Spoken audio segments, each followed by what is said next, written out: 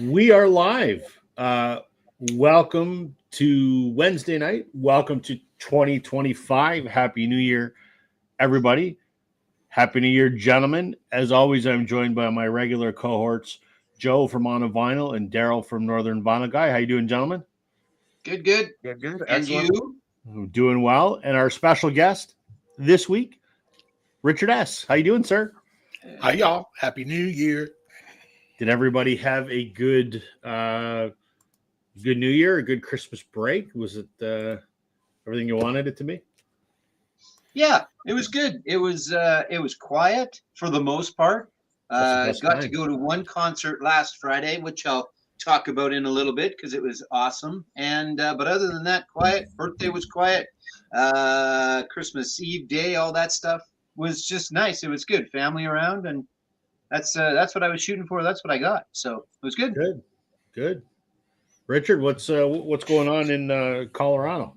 It was peaceful and quiet. I had no plans. I made no plans. I did my own thing, and I absolutely freaking loved it. That's great. Good. Sounds like my kind of holiday, man. Yeah, exactly. Daryl worked his ass off up north. Yeah. I do have a casual job. I work as a guard, part-time casual guard at a police station. So I work some shifts. It's always an eventful time. It's just fun. I know it was pretty low key here though. Like, I know that it becomes a frequent conversation when I talk about the weather, but the weather up here has been just abnormally warm, raining and warm. So it's been, my son had a hockey tournament. My wife and I didn't get to go to 2 of his 4 games because it was across the river and we weren't going to drive on that. And so he went with some friends in a Skidoo. But other than that, it's been pretty low key. He's doing a hockey camp right now for the next 3 days. And then on Friday, I'm taking my daughter back. So I'll head out on that train and go back to work on Tuesday.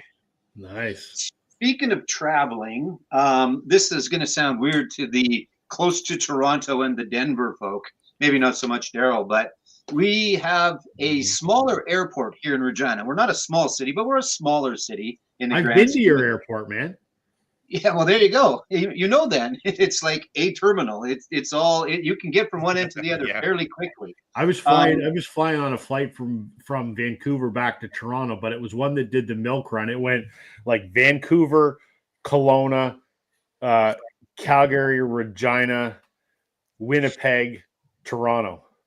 Yeah, it's ridiculous sometimes. Joe, my wife, has gone to Toronto before, flown to Calgary, stayed for 2 hours, then flown back. Like you fly over Regina to then eventually come back to it. So, But we've kind of lost and gained flights, international flights is the reason is my point I'm trying to get to here ultimately, is that we have a new direct flight to Denver coming back in May.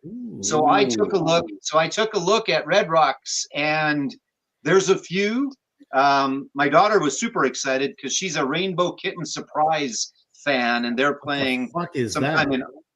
Well, you'd have to look that one up. It has nothing to do with rainbows, kittens. Maybe it's a surprise. I don't know. It sounds like some kind of weird Asian porn. No, it's not. Well, it might be as well, but it's a band.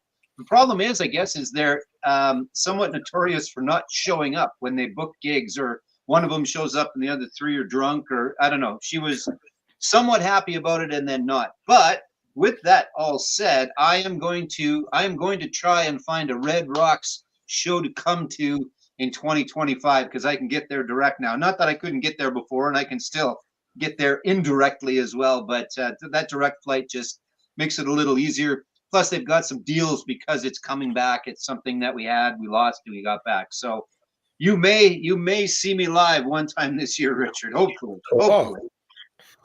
Yeah, just so you know, Denver International Airport is like 40 miles from Red Rocks. Yeah, I don't know why. Yeah, I don't know why I even fly, because I probably could just walk from home and get there to Denver about as quick as I can from the airport. Yeah, no, I've been there a couple times, and yeah, they put that sucker way out there, didn't they? Way out. Yeah. So that's my maybe one so far this year.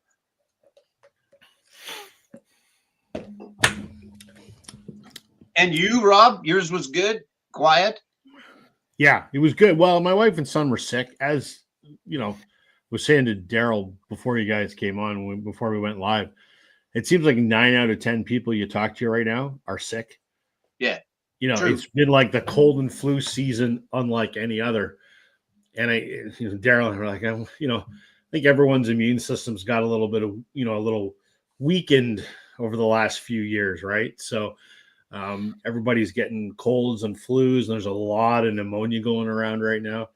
So my wife and son were pretty sick. My son got over it in a matter of about 3 days. My wife was sick for about a week and a half. I had a cough for like a day and a half, but I felt fine. So that's good. I'm going to chalk that up to the fact that I got the flu shot back in November. I hope that's what warded it off. But as a result, we had no big family. I mean, we don't have big family to begin with because I have no family other than my mom, and that's a weird thing. I don't have anybody else, and Kim's family's pretty small, but like her sister and brother-in-law who we normally go to, they were all sick, so we stayed away from them. It was just kind of a staying at home kind of thing. And the only drawback is it's hard to keep an 8-year-old occupied, and when he gets bored, he gets cranky, and then when he gets cranky, he likes to misbehave. And we've had World War III, 4, and 5 here the last 3 nights because Mom and I had the unreasonable demand of brush your teeth. Oh my God. What are you doing to the poor kid? Well, we're horrible parents, I guess, because we want our son's teeth not to fall out of his head. So, calling child services on you. Right? How dare we ask him to brush his teeth? So exactly. But it's been good. It's been good. I mean, technically, I'm back to work tomorrow, but I'm in sales, and if you walk into a customer's on January 2nd, they're going to go, "What the fuck are you doing here? Go away." Yeah. Go away. Give us a couple days to get back in the swing of things. So I got a bunch of sort of sales planning stuff to do, and I got to put together a training seminar that I want to run for some distributors in February. So I'll do some office work the next 2 days and then hit the road on Monday. So I think Monday is the official, okay, let's get this shit going again type of thing. Right. I'm going into the shop and for Thursday, Friday as well. But it was busy on Monday. I went in on Monday, actually. It was pretty steady. There was lots of people coming in that are off. So that was kind of nice. The folks that maybe aren't always able to come in on a Monday were able to, and that. So it was good. It was all right. Good. Yeah. The vinyl sales going all right?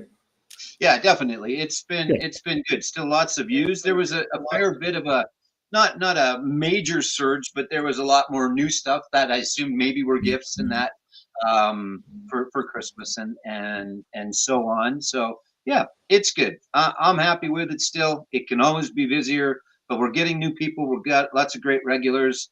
I bought like 60 or so in a collection that will go out in a couple of weeks. We'll do the Saturday thing. So yeah, it's all good. Good. It's good. Yeah. Good. So Rob, I don't want to jump the gun on this. I know that Joe's going to advertise this later, but you might be getting some kickback. Oh, did you order some record sleeves? I ordered some on Boxing Day, yesterday with the Boxing Day sales. Oh, nice. You may be getting a kickback. I'm not sure. Let me have a look here. Let me see. Let's see. Let me just. He's just going to do the math. And so for those watching while Rob does the math, there's a really good place to buy your inner and your outer sleeves. And it is called Vinyl Storage Solutions. They're based out of Winnipeg, Manitoba, Canada, manufactured also in Canada. So, help support Canada, and if you use the promo code Northern10, you get 10% off your order, and that's whether you buy 1 pack or, much like Daryl, you buy 50 packs. I don't know. I'm not sure. So, but they are good. We talk about it all the time. I joke around about it all the time, but they are really, really good sleeves. And you should, if you're going to buy sleeves, you may as well get them from Vinyl Storage Solutions and put in Northern 10. So he's shaking his head positively. Oh boy. This is wow. Because of you, Daryl, I just made $3.46. Holy shnikes. There we go. Thank you, sir. That'll buy half of your next Tim Hortons. I joke about it all the time, but in all honesty, I've made like $350 just for making, jokes about, hey, buy your record sleeves. That's good. I mean, and you could take cash payouts or whatever, but I just use it to store credit, and I haven't paid for record sleeves in over a year, so there you it's go. fine by me, right? I mean, who wants to actually pay for record sleeves? So that's right. Yeah, I'm going to do a video actually. In all seriousness, I was pretty impressed with their box set sleeves, and I want to make a video about them. I was quite happy with them because those things are always such a pain in the ass, and I've never really found a good box set sleeve. So just got to get off my ass and make the video one of these days. But awesome. Yeah. So thank you, Daryl. I appreciate that, man. Yeah. No problem. That's good. Quick before we get into our topic of the New Year's Day. Yes. I mentioned I went and saw a concert. Yes. I have this toque on almost all the time when we're on. It's either that or a baseball hat because I like to keep the shine down. I do like shine down, but I also like to keep the shine down. Anyway, but I got to go and see Toque, kind of a semi-yearly, no, bi-yearly. What is it called when you see a band usually twice a year? What would that be? Bi-yearly? No, because bi-yearly is every other year, isn't it? Yeah. Annual will be every. Yeah, that's true. How to stump poor record guys. Anyway, yeah, I usually see them twice a year, once in the summertime and once in the winter around Christmas, because Todd Kearns and Corey Churko, both from Saskatchewan, Brent Fitz from Manitoba, Shane Gallus is from Alberta. So they play Regina and they play Winnipeg and they play Tabor, Alberta, and they play Calgary, usually right around Christmas because they all come home for Christmas, they see family, and then they do the shows. So for context for folks that haven't heard of Toque, it's two of the guys, right, that are in Miles Kennedy's band? Two of them? Yeah, that's right. Yeah, in Miles Kennedy and the Conspirators. Yeah. So it's Todd with Kearns. Slash. Yeah, who normally Todd plays bass. Todd plays bass when he's playing with Miles, and Brent plays the drums when he's playing with Miles. But in Toque, and much like Age of Electric, which is one of Todd's old bands, he's the lead singer and rhythm guitar. Loved Age of Electric back in the day. Yeah, and then Brent, when he is doing Toque, he's the bass player and the keyboard player. And Corey Churko, who was Shania Twain's musical, whatever you call it, yeah, exactly, for like 10 years or something like that. He's also in the band. He's from Moose Jaw, and he plays lead in the band. So it's four guys that got together a while ago. It was a fundraiser that they did it the first time, and it was all Canadian classic rock and roll. Now they've got six singles of their own. So Brent knows they're close. They're close, and they want to come out with a vinyl. They're working on it. And I said, well, just throw 4 covers on there and 6 of your own and put it out there. And so that's coming. Hopefully it's coming. But just good dudes. Anyway, got to go and see them and put on a fantastic show. Did the meet and greet beforehand and had a chance to chat with them and talk with them a little bit. Still trying to get something going with them, but I got myself a brand new slip mat for the turntable. Very so nice. They've always kind of had the Ramones thing going on a little bit, but by each of their names, like that says Todd Dammit Kearns. Anyway, there's Todd's autograph, so got it all autographed and that, and very so cool. That was cool. Yeah, it was good. And then I didn't have this the last time I saw them, but there is my Age of Electric signed by Todd Dammit Kearns, and it just says, "Hi, Joe," and he goes, "What do you want me to put on it?" I said, "As long as it says Dammit, I don't care." So it's always Todd Dammit Kearns. So nice. Yeah. So I got that autographed, and Joe and I had a chance to talk to him. He's a big cat fan and a rescue cat fan. He's actually got a charity that he does, and him and Joanne always talk about cats, and I talked to him about a few other things, and they're just really, really good guys. They're just four good Canadian kids that, you pay to go to this meet and greet, but you know what? I think regardless of the $20 or whatever the heck you pay, they treat you the same way. They're just really, really good dudes. And we went right on the rail. the old folks right on the rail for the show too. So I think I sent you that a couple of pictures and a couple of videos. I got a video that is like right there. Todd's crotch was right in Joanne's face most of the night, and she was, I guess, somewhat happy with that. I don't know. You'd have to ask her, but anyway, it was great and it was fun. And if you get a chance, Western Canada usually only, but they have played Toronto and they are starting to branch out a little bit. Go and see them because they're fantastic musicians and it's just a fun show. Cool. Yeah. Hey, Mark, how you doing? Happy New Year. And hey, Emma, same to you. Emma, we both have a great had a great break. We had a quiet break, so we're good with that. Topic for this evening was Joe's idea, New Year's Day. We're going to show some records about new or years or day, I guess is how we're doing it, right, Joe?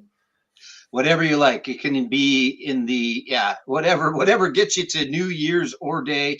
And in some cases, I'm going to do, some different stuff. And I think Daryl's got something different, a little. So are we going to show like 3 records? We're going to show one with new, one with year, and one with day all in a turn? Or are you just going to show one? How do you want to do this? Well, that was my plan anyway. And I've got 30 records pulled. So it's either that or we're going to be here till midnight. So, I kind of set it up the same way. So we'll do it however we like. I'm approaching it a little differently. We all know that this is the time of the year for threads. So True. I've created 10 thread questions for myself, and I'm going to answer the 10 thread questions. That works. Good. Interesting. And Richard, seeing as you're going to start us off, how are you going to do it? There's no wrong way. No, there's no wrong way. I literally, like you guys, I just pulled a ton of stuff that either had New Year's or day in one way, shape, or form.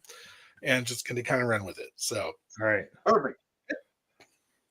You can go first, provided you don't show one record. And you know what record I'm talking about? I know which one. Okay. Yeah, I know. I'm showing that one. I called dibs on it. So you can go first, but you can't show that one record. Okay. Well, how about if I show this? Sure. Husker Du. Am I backwards? No. Nope. Oh, good. It is on me. I don't like that. Anyway, Husker Du's New Horizon. I got new and day. You did. Yeah. All right. What else is on here? There was something else I thought. I was like, ooh, this is the twofer, but maybe that's the big one. So Husker Du, now I kind of grew up near-ish Minneapolis. So I was kind of an early follower of, the Minneapolis punk scene. This was Husker Du's 3rd album after, Metal Circus, then Zen Arcade, which is phenomenal. That was my entry point. And then Husker Du's, this one came out in the 80s, 85, I think. But College Rock, holy, this is punk bliss. But hey, New Day Rising, New Year's Day. What more do you want? That'll do. Well, if you had years in there, you'd be all set. I know, but we'll take it. Yeah, well, I was pulling records left and right on this whole thing. It was like, wow, it'd be so cool if I could find one that had New Year's and day, and it didn't happen. Sorry. Right. That one works though. Okay. Yeah. I'm going to go next. I normally go last, but I'm going next because you go next. I know why. I'm the boss. Here's the definitive one. From U2's War, there is a song called New Year's Day. Exactly. I win. Good night, everybody. We'll see you next week. Thanks for coming. Hey, we'll see you next week. Yeah. As soon as Joe suggested it, I'm like, I'm good with it, but I'm claiming New Year's Day by U2. So I did. This is 1983, their 2nd album. Everybody knows it. What more do you need to say about it? It's one of their biggest songs on one of their biggest albums. There's various other live versions that they've released. So for the song New Year's Day, here we go. New Year's Day. There we go. Awesome. Right on. Daryl, what you got? All right. So on my thread, I asked myself to show a Beatles album or Beatles song that has either New Year's or day in it. I could have gone a couple of different ways. But I went with because I only have the red and the blue albums. I decided to go with Day Tripper for this one. Great one. Great song. Because I don't know if anybody else is going to show the other one. That shows up a little later on the blue one. So I do have the Apple label on this one. Kind of cool. But, Awesome. no, I mean, I wouldn't say that I'm like the hugest Beatles fan, but I mean, I have the blue and the red, which is everything that I need for the Beatles. And I think Day Tripper is a cool song, though. There's just something about that song. Got a great riff at the beginning. Yeah, it's a pretty neat song. So yep.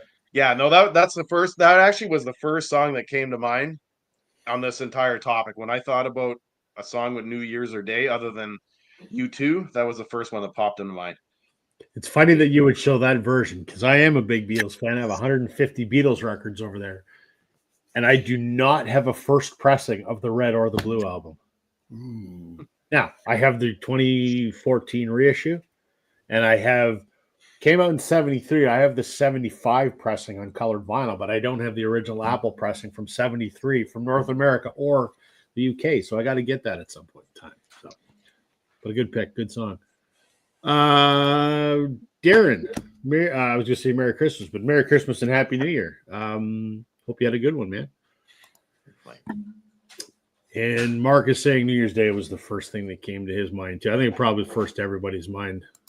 I'd like to think I was brilliant and thought of that, but I'm sure that was the first thought in everybody's head. So we'll go with it.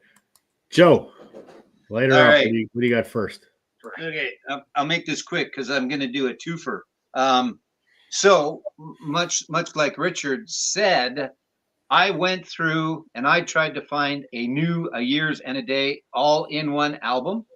There was lots that had both or had two of the three.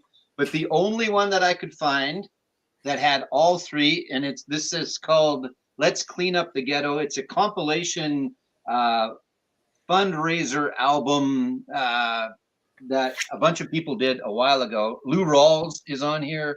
The Philadelphia International All-Stars, who include Lou Rawls, Billy Paul, the OJs, Teddy Pendergrass. Anyway, so that is who's all on here. And there is by Billy Paul, there's New Day, New World. So I got Day in there. And then there is the 3 Degrees. And I'm trying to think of their big song. It's not Year of Decision, but that's what's on here. So year, it doesn't say years, but Year of Decision. And then for the new, or no, I did that. I guess Billy Paul had 2 of them. It had New Day and then Year was the 3rd degree. So of my 3,300 albums, this is the only one that has, in some combination, the word new, the word year, and the word day on it. So, and that's that one. So, and now just for the regular round, New Moon on Monday by Duran Duran, who were lucky that MTV came around, or MTV was lucky they came around. I know whichever way you want to look at it, because I didn't mind Duran Duran. They were okay. A couple of Crazy Canucks, the Tragically Hip. There is New Orleans is Sinking and 38 Years Old. So this is 2 out of 3. It's almost like an ego and an EGOT, but it's only got 2 out of 3. So New Year, and then my buddy, and I'm going to talk about him probably not as much as I did in 2024, but God, I love this album. This is such a fantastic album. If you need a Bruce Springsteen, that is not one of the classics, I guess, or the older albums, like let's say up to Born in the USA. Just get this album. I listened to this again the other day, and it's his tribute, his thoughts, his musings after 9/11, and it's just a killer album. But Waiting on a Sunny Day. So New Moon on Monday, whichever hip you want to use, 38 Years Old, and Day, Waiting on a Sunny Day from Bruce. So there's New Year's Day. That covers it. I'm still looking for The Rising. I've not seen it out in the wild yet. I don't even remember where I found that one, because that was one I was looking for from the start.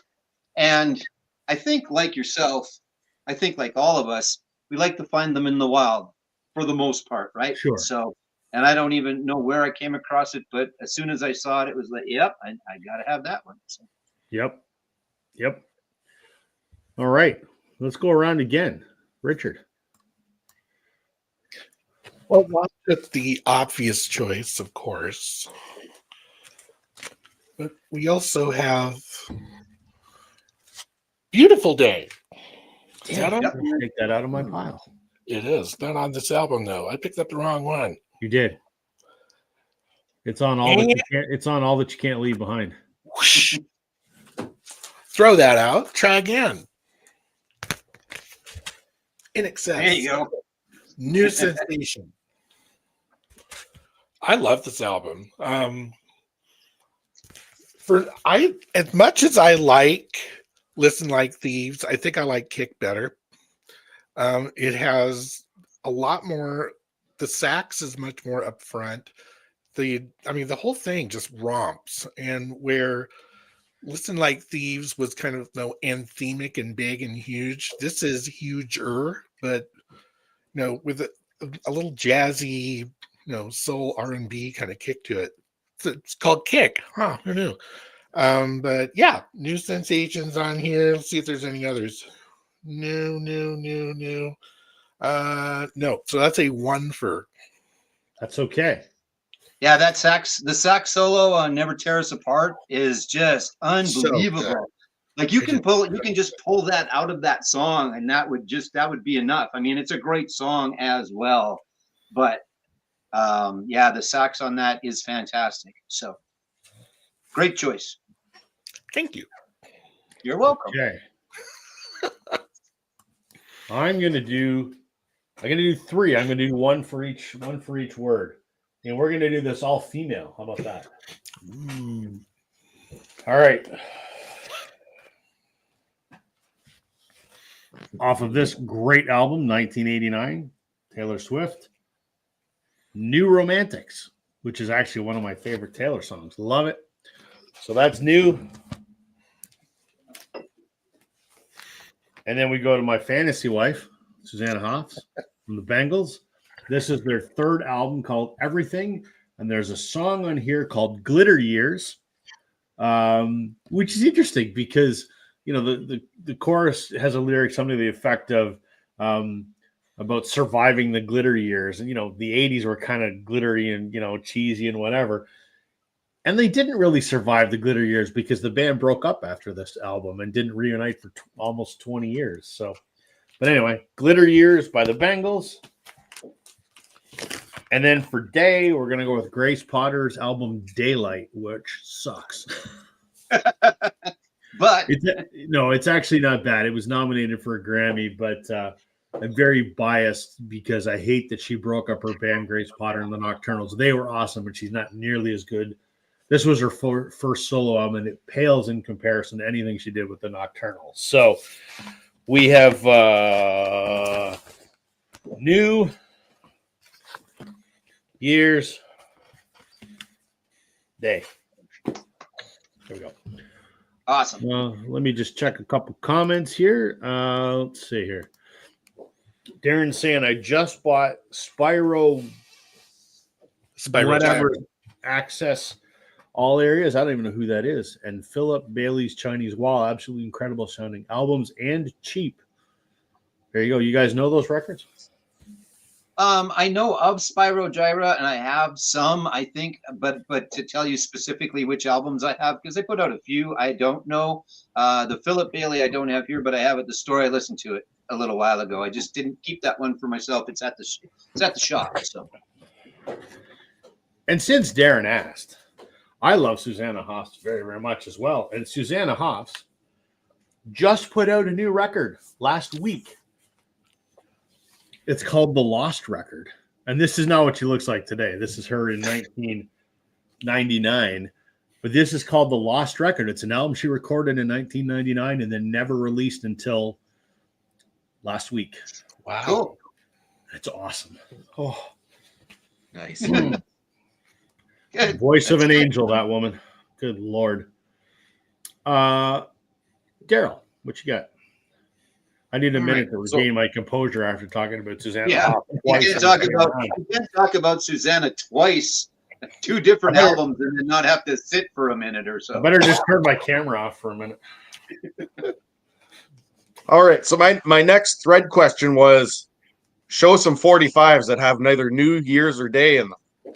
Well, the first one that I found, these guys remind me of Sam and Dave, the whole not R&B, but that late 60s kind of I don't know what you'd call it. It's not blues, but it's not R&B. It's kind of somewhere in the middle. But I found a 45 in my collection. It's actually, the song is called New Year's Resolution by Otis and Carla, which is on Stax Records. It's pretty good, that song. I mean, check it out. Like I said, it reminds me of Sam and Dave, or a little bit of Edwin Starr, like when he's doing Soul Man and all that kind of stuff. That's what it reminds me of. Soul music. There we go. And then for my second one, so we got New Year's and Resolution in that one. My second choice, I'm going to go with a little Canadian folk content. Canada's, to me, greatest songwriter of all time, and that's Gordon Lightfoot. I do have a 45 with Rainy Day People on it. Yeah. That was on Reprise. Great song, great track. And then a couple of other ones. Another Canadian one that this group here kind of reminds me of early Chicago or Paul Revere and the Raiders. A band by the name of Mash McCon as the years go by on Epic. They're Canadian. My dad used to play this when I was a kid. Pretty good stuff. Never heard of them. One hit wonders. And then last 45 is Simply Red's Holding Back the Years. Make-up music. Yeah, there you go. Anyway. Yeah, so show some 45s with New Year's or Day on them. The closest I got to all three was New Year's Resolution. Close enough. I would say fitting for today of all days. Yeah. Mm-hmm. I think I assume that the Otis and Carla would have been Reading because he was on Stax, wasn't he? I'm pretty sure he was on Stax. I think so, yeah. Yeah. And then the Mash McCann, the guy that was the keyboard player, at least I think he was the keyboard player, and it's pretty predominant in the song. I used to manage a bar in Saskatoon back in the old days, and it was kind of a piano bar. And he and his wife had like a little lounge act or whatever. So I've heard that song over because they'd play it twice a night because everybody would want to hear, oh, let's hear your song, right? So yeah, he'd play it at least twice a night, and they were there for 2 weeks at a time. So I've heard it years ago, and it's a good song though. It's a catchy song, but yeah, one hit wonder from, I don't even know where they were from. Ontario, maybe. I think they're from Ontario. Yeah. I think the song was released in 1969, but that 45 says 1970. So yeah, it is a catchy song. I mean, I don't think I could listen to it 5 or 6 times a day, but once in a little while. It was good. That was fun. So yeah. All right. Darren says Gordon is our Canadian hero. I agree. Couldn't agree more. I agree. I never thought to pull Gordon for some reason. Brain fart. I don't think I have any in there. I'm not sure. Not sure. What do you have, Joe? It's your turn now. All right, up next. So we're doing the New Year's Day thing. So for the new, and as soon as you hear this, maybe not, but I know when I decided I was going to choose it, I sang it to myself for a while. What's new, Pussycat? Whoa, whoa, whoa, whoa, whoa. Anyway, so there's your new, and then day, or no, pardon me, years. Jesus, I can't even get this right. Too much weed infused tea. Just kidding. Years is 14 Years by these guys, Guns N' Roses, off the Use Your Illusion 2 album. I listened to that today too. That's pretty damn good still. And then Day, yeah, One Day in Your Life, great Canadian band out of British Columbia, 5440, still out there playing, and it's still most of the same guys, and they sound fantastic. Finally had a chance to see them, I don't know, 3 or 4 years ago for the first time. Why it took so long, I don't know. And then I've seen them at least once every year since. So yeah, just good stuff. Great album, but One Day in Your Life. So there you go. New Year's Day once again for 3. And I didn't have them in any kind of grouping. I did think about trying to find a band that had all 3, and I don't know if I did that. But anyway, there you go. Oh, I got my new Beatles shirt. It's my new Yellow Submarine shirt from my lovely wife for Christmas. Very nice. Yeah. Very nice.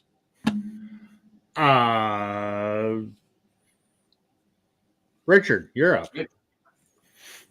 First things first, I actually know a 5440 because I got turned on to them by somebody on Facebook who's, you got to try this. And I found the debut album.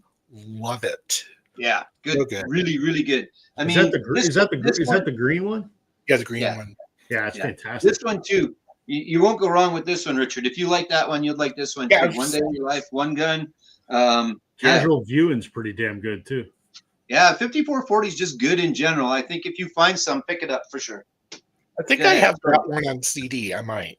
Yeah. Don't mark me What's on the that one that came out after? Oh, shit. Talk amongst yourself. I'm trying to remember what the one that came out after Casual Viewing was because it was fantastic. Continue on. I'll shut up. All right, I'm going to give you guys a choice. Should I do Gary Newman or David Bowie? Both. Both? Neither. Both. Do them both. Why not? All right, it's a lot because that's like a 5 for something. Let's find out. Well, up to All you. right, now, you guys know that I'm a huge Gary Newman fan. I just did Glenn Calloway's CD tag. And the question of which band or artist you had the most CDs from, and the answer was this guy, Gary Newman. So Gary Newman, this is from the mid-90s, somewhere around there. It's called Metal Rhythm, and there's a song called New Anger on it. So we got New. Okay. Here's the American version of the same album. So 2 News. That doesn't count. Oh, damn, another New. So this is Gary Newman in his sort of, I don't know, Blue Man Group period or something. I don't know what's going on. Berserker came out in 89, I think. Absolutely love this album. It's a song called This Is New Love. That's 3 News. This one does not have his name. And this is probably one of my favorite of the newer Newman albums. It's called Splinter Songs from a Broken Mind. One of many signed Newman things I have. And the last song on here is My Last Day. So I got 4 news and a day. That'll do. I've Did you see seen- Gary's show in California? Not in California, but I've seen Newman, oh my gosh, 8 or 9 times. He comes to Denver and or Boulder, if not both, a few times. And then when I lived in D.C., I would go up and down the coast. I saw him in New York City and Philadelphia, in D.C. a great many times. Met him, met his band, met his wife, met his parents. It's crazy. Yeah, I'm a big Newman fan. That's I think good. you border on what they call a stalker. Maybe. I may have a problem. What's the best souvenir you ever got from Gary Newman? A restraining order. I don't know, other than a lot of signatures, but I remember the first time I met him in 1997. That took that long for me to finally get to see him live. And I've been a fan since the 80s. And I was literally shaking, and I had a copy of a CD, and I was just like, you know how it is when you're super starstruck? And that was one of my early, I was in my 30s at the time, almost 40. And I was just so starstruck. I was doing that Elmer Fudd thing. So, okay, do you want me to do my Bowie thing or save it for next round? Whatever you want. I'll save it. That's good. Okay. Good. All right. Now I gotta go then. Shit. I'm busy hosting and I don't even have my stuff ready. So I'm gonna go You're up. with all right, let's what can we do here? Let's do an all Canadian one. Sure. Yeah. Okay. This one no one's heard of, and I'm the only one that owns this record because I made it. My buddy Blake Preston from Toronto. This is his album, The Sieve in the Sand. And he has a song on here called Brave New Infinity. He and I lived together when we were in university. He was my roommate. I mean, we were friends long before that. We've known each other since middle school, as you Americans call it. And when we were living together, he wrote that song on our couch. It had a different title at the time. So it took about 10 years between when he wrote it and when it actually came out on an album. But new, it's kind of, it's a rock kind of thing. And then this one's for Joe. I have to show a CD, which really pisses me off, but that's all right. This is we know that this is Joe's favorite artist. This is Bryan Adams, and he has an album that's only available on CD called The Tracks of My Years, which is a very great picture of him in the 70s. And this is an album of covers that he did. Songs that I guess influenced him back in the day. Just God Only Knows by the Beach Boys, Rock and Roll Music by Chuck Berry. Did a Beatles song in here too, if I'm not mistaken. Down on the Corner by CCR. They all suck. Let's be honest. Listen, I love Bryan Adams, but him doing cover songs of Chuck Berry. Actually, no, he does okay. I mean, he did Run Run Rudolph, which was a Chuck Berry song, but and covers of 60s and 70s rock is maybe not Brian's strong suit. But for years, the title of this album, Tracks of My Years, and I got to do this, Richard. I don't want to hear a goddamn thing when I show this record. And Emma is still watching. And if Emma's still watching, I don't want to see this pop up in the comments. But from 5 Days in July, there's a song in here. Well, I mean, day is here, but there's also a song called 5 Days in May on the album 5 Days in July. So we have New Year's Day. Very nice. And Richard, if you're ever going to get a Blue Rodeo album, this is the one to get. Get that one? Okay. Yeah. I like the one that I picked up. I like it a lot. So That's I'm a not good one. giving you any more guff on Blue Rodeo. You got Diamond Mine, right? Yeah. Yeah. Diamond Mine is great. This one's considered probably their best album, but you probably won't find it because this is the anniversary repress. I mean, I don't know how many of them made it to the States, and they're not exactly cheap. So, but yeah, there we go. New Year's Day. Daryl. All right. Thread question number 3. Why don't we show a song that has been done by 2 artists? So one's covered the same song. I've mentioned one of them in the past that I don't think she gets the recognition that she deserves, but I'll talk about her second because she's the cover version. Now this also could have been when I was doing the vinyl tag, the question about who would you want to be reincarnated as. I could have went with these guys as well. Any one of these band members. I don't know what it is, but a little bit of the Monkees and Daydream Believer. It's a great song. Depends on how you want to approach it.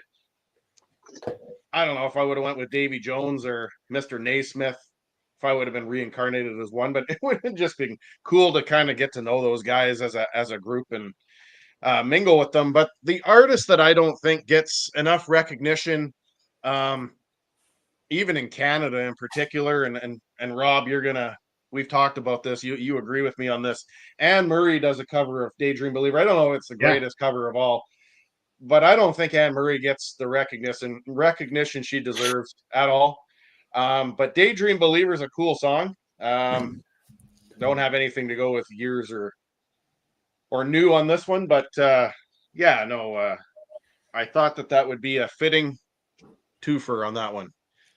So musicians that have covered one song with either day, new, or year in it, and came up with them. That works. Joe. All right. We're gonna do one where it's all the name of in the name of the album.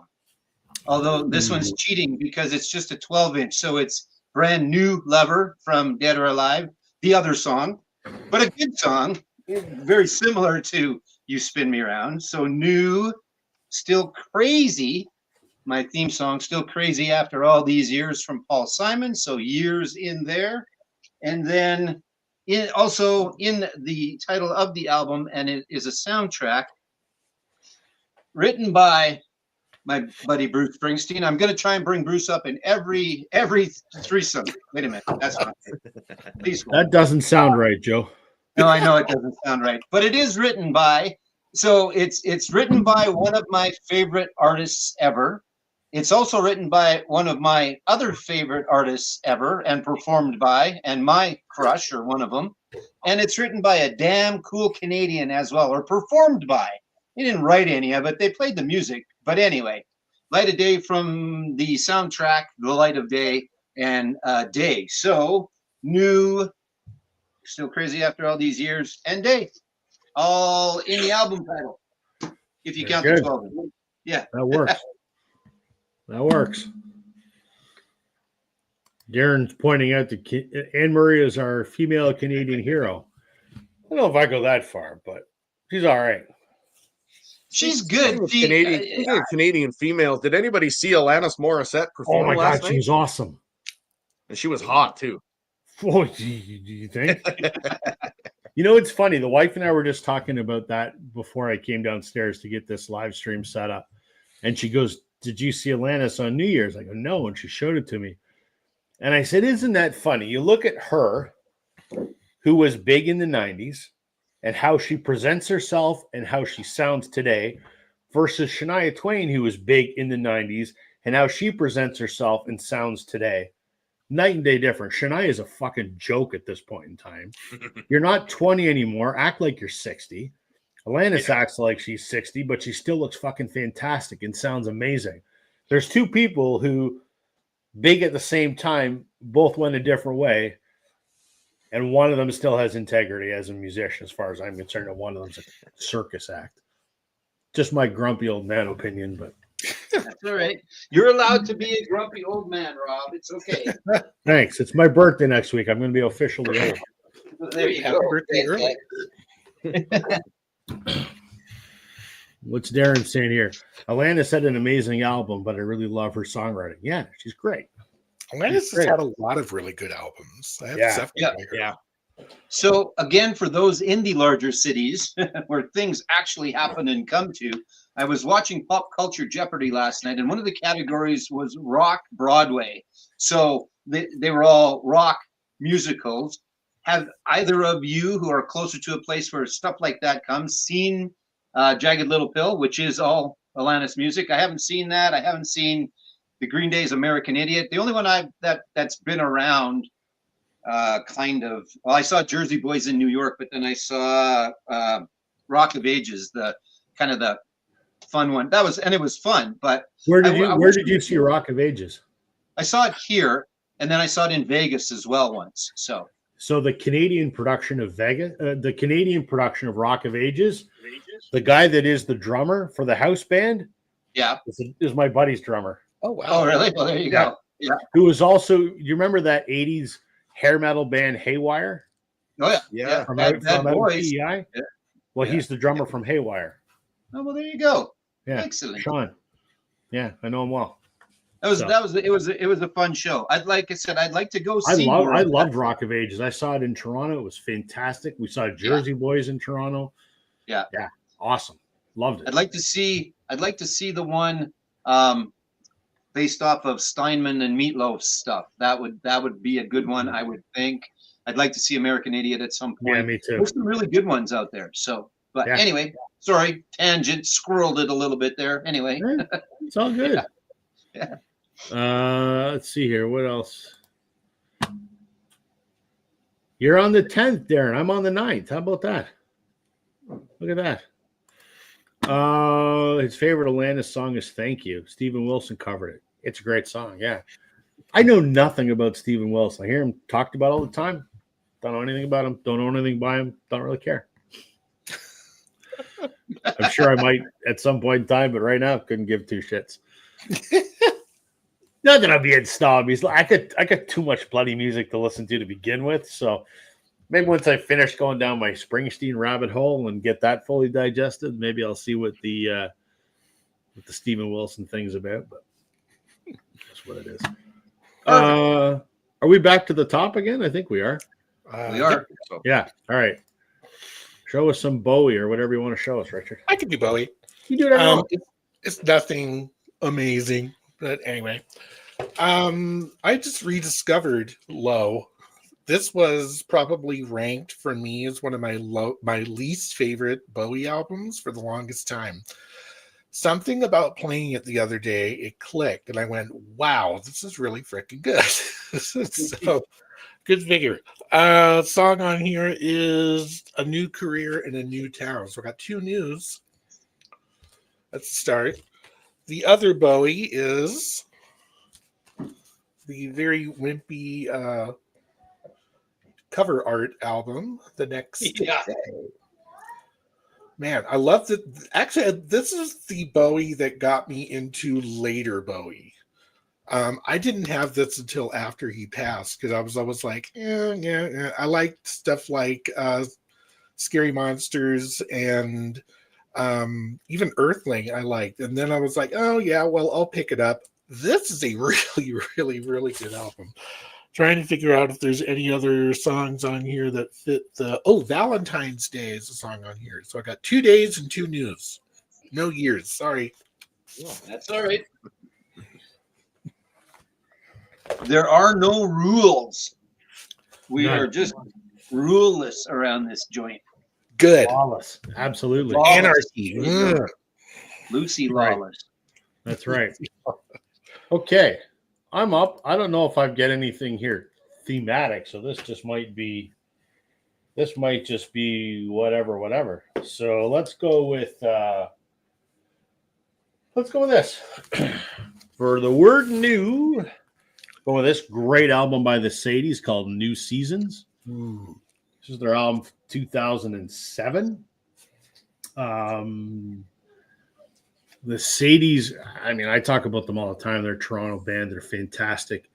They're sort of like rock and sort of cosmic cowboy kind of stuff. These guys are phenomenal. Interesting about this record is there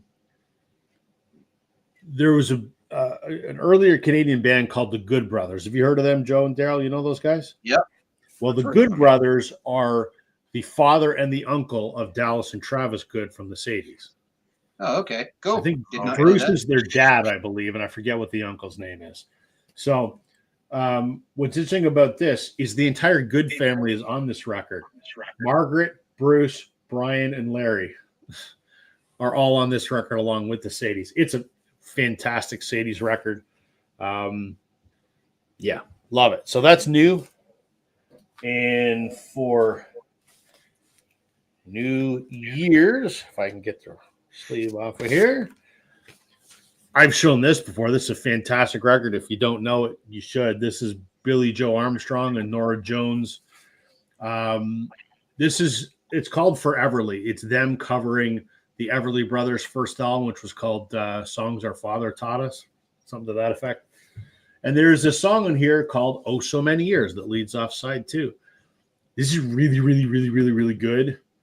I know you don't think of Billie Joe Armstrong and early Everly Brothers in the same thought, but it works really, really.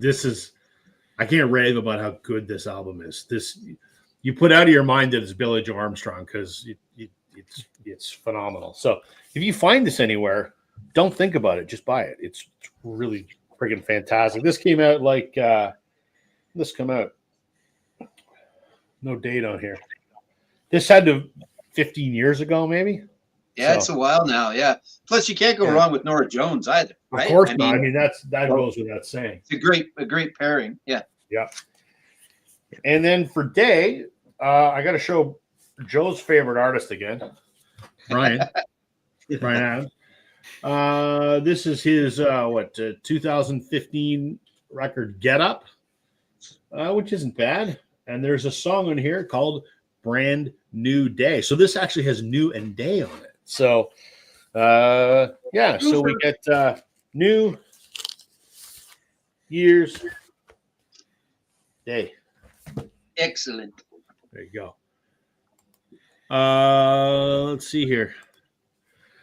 Darren says I have the Rick White and the Sadies album. Yeah, that's really good. So I talked about this in my wrap up for the year video.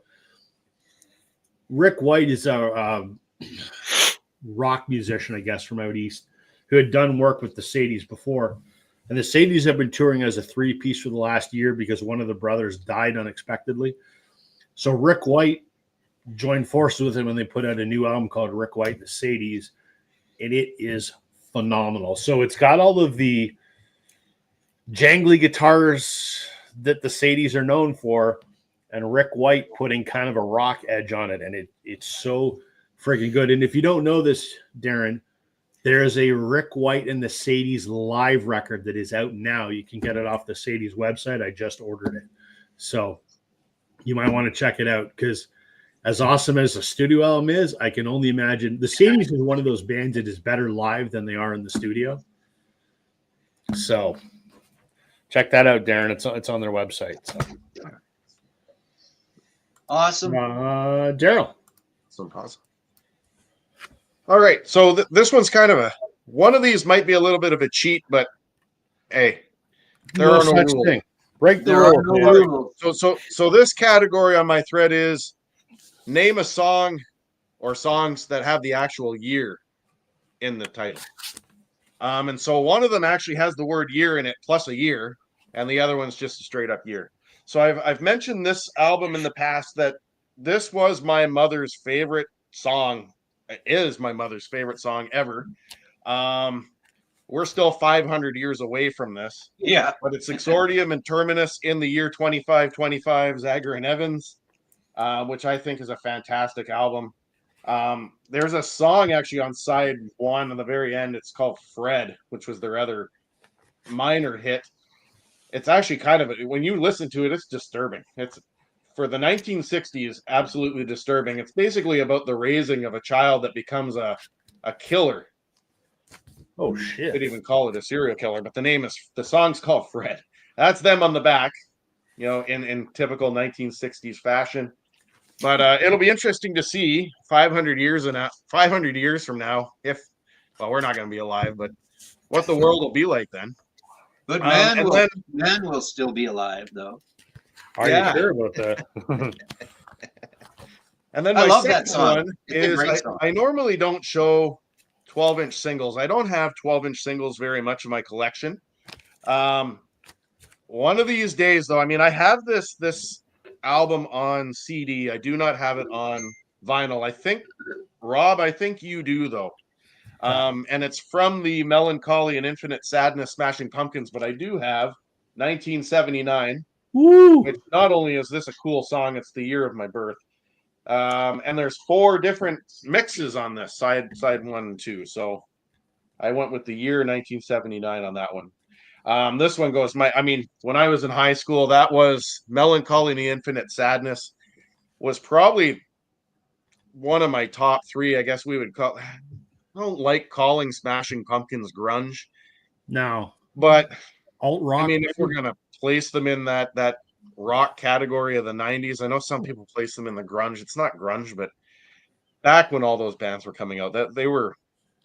If you were to give me Nirvana, Pearl Jam, Smashing Pumpkins, I would have chose Smashing Pumpkins first because it's just the band that I always like. So 1979, though, that's on 12-inch single. It's a great song. I'm with you on that one. I didn't even know that came out as a 12-inch single. That's cool. Very cool. I've got the album, obviously, the 4 LP, whatever, but very cool. Just a few comments here. Darren, don't apologize, man. Keep commenting. If you don't comment, no one else does. So we got to have somebody to respond to. So keep flooding it away, man. Yeah. And Jeff from Speaker's Corner. Happy New Year, Jeff. Good to see you, man. I just watched your year-end wrap-up video. Good stuff, man. All right. Joe. There's a great meme. I'm not sure if you guys have seen it or not, but it's like someone going down a hill on a toboggan, and then it's what the Smashing Pumpkins sound like when they're going downhill on a toboggan, and it's "We don't even care." Pretty good, actually. It's pretty good. So, love it. All right, new. What you want? The new style from the Beastie Boys. This is one of my favorite albums. One of my favorite groups, actually. I don't know if I don't know if at the time they certainly changed from this album to future albums, but always like the Beastie Boys. And this year's model from Elvis Costello, another fantastic album. Pump It Up on here, the one that the Escape Club ripped off or whatever. Before, they didn't even sample it. They just ripped it off basically and changed the lyrics. I don't know if they got paid for it or not, but Elvis Costello, another one of my favorite acts and another great album. And day I pulled an audible because we were talking about it and it was close enough for me to just go and get this Blue Rodeo, which is Diamond Mine, and it's got the song on it, One Day. So there you go. We talk about this one a lot, but I don't know if we show it a lot. Maybe you do, Rob. I don't know. I'm not sure. I don't show them very often, no. Yeah, I've got that. And then just because, I can't quite reach it. Anyway, the other one's over there. But anyway, I only have a couple. I definitely need to get 5 Days in July for sure. It has eluded me so far. And I need to get a little bit more. But yeah, hopefully I get to see these guys again this year. Do you think we're going to get another one from these guys, or he's just out on his own for now, for the most part, right? I think you might get another one. I'll show this. Let me equal size us here. There you go. Yeah, this is the other version of the same album. So what Joe's holding is the way that it came out in 1989, and then it was repressed in 2012 for Record Store Day as a double LP that looks like this. The CD has always looked like this, and I never understood why back in the day the CD looked like this and the LP looked like what Joe had. Same artwork, just a different color. Yeah. Joe's is one LP. This is two LP remastered. One disc is blue, one disc is red. But Joe's you'll find pretty frequently in record stores and flea markets and that in Canada. Yeah. This you find quite a bit still in Record Store Days, but Joe's is probably $20 and this is about $85. So yeah. Joe, I gotta say about that Beastie Boys album, that's a classic album, and it's so funny that Fight for Your Right was written as a joke. It wasn't even written as anything serious, and it became like it was like the song for them. You know, I mean, I think a lot of people will still consider that to be the Beastie Boys, right? When they think of that, but yeah, it was back. Yeah, there's some funny songs on there. Like "Girls" is a hilarious song. Yeah, No Sleep Till Brooklyn. Back in the day, like when I was nightclub DJing, it was Fight for Your Right was always fun, kind of end of the night. Pissed all the waitresses off because I'd get everybody all pumped up, and then they'd try to get them kicked out, and they hated me, but that's okay. That's all right. But you're right. Yeah, it's a great album. Again, I like latter stuff like Paul's and all the rest of it is all really, really good stuff. This one is not indicative necessarily of the overall scope of the Beastie Boys by any means, but yeah, fun. Darren wants to know, Joe, since you have that Beastie Boys classic. Yeah. Do you have any Lenny Kravitz? I have a couple Lenny's, but I don't have it pulled out here, but I do have a couple Lenny Kravitz's. Yes. Yeah. Don't go pulling your Lenny out while the rest of us are watching. That's right. That's things that sound dirty but aren't. I know, eh? I pulled my Lenny out on YouTube. Wait a second. Oh, here, look, I got up. So there. This is also, look for this one if you are looking for another Blue Rodeo album. Look for that one. There you go. Yeah. Listen, it's not me talking about it tonight, Richard, so you can give someone else shit. That's right. I'm not going to give you shit about Blue Rodeo anymore. Okay, well, good. Very good. Hey, it's Trevor. Did we say hi to Trevor? We're just about to say hi to Trevor. Awesome. Yes, man, the holidays were good for us. Hope they were good for you. Apparently they are because you're going to sleep. So good night, man. Good night. It's only like 6 o'clock your time, but good night. It's probably got to get up early in the morning to do an early morning run or something. Mm-hmm. Yeah. That takes us back to the top, I think, right? Daryl? It does. Joe? No, Richard. Richard, yeah. I need to write down the order and just have it on my keyboard here. No, you're doing pretty good tonight. I don't think you got it right every time this time. Well, how about that? All right. So, Richard.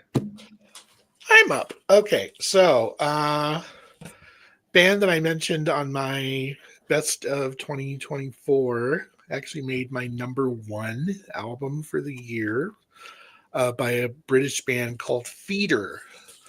And that album is called Black Red. It's a double album. It's huge. This is like their singles, and it fills a double record. They have that many singles, and most of these are like in the top 20 for Britain.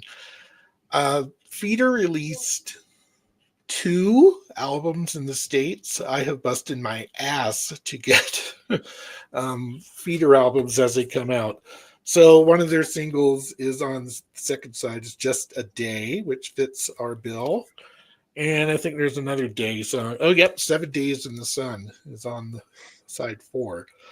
But yeah, these guys are criminally underrated and under, outside of the UK. I don't know how many people even know of Feeder. I've never heard of them. They are that good. They are so good. So there you have it. What do they sound? What do they sound like, Richard? They sound. I've called them kind of a lightweight Green Day in a way. They're guitar, alt rock, indie guitar. Their earlier stuff is a little emo-y, but not crazy. So it's like lime green, not green. Yeah, The lighter version of Green Day. Okay. Sort of. Yeah. Okay. My Chemical Romance ish, maybe. Yeah, along that vein. Maybe. But I call it almost like, road trip rock. I could play that entire double album straight through and be entertained the entire time. Every song they do catchy choruses, just hooky everything about them. And I don't know. I'm guessing some of their stuff made it into Canada because it's coming out of the UK. You guys get a lot of stuff I don't get down in the States, but the only albums I know that were released in the States, even just on CD, were Polythene and Comfort and Sound, because I think there was a song on a movie soundtrack that just eludes me. It's not singles, but it's something like that. And yeah. Darren is saying what he loves about these streams is instances like this where Richard, you make Darren want to explore Feeder albums. So he loves exploring. There you go. My job is done. There you go. Right. Checks in the mail. We won't make anything on it, but it's in the mail. Yeah. Wow, 0. Woohoo! Pretty much. All right. My turn. Since Joe was so kind to bring up Blue Rodeo, I might as well show them again. Do it.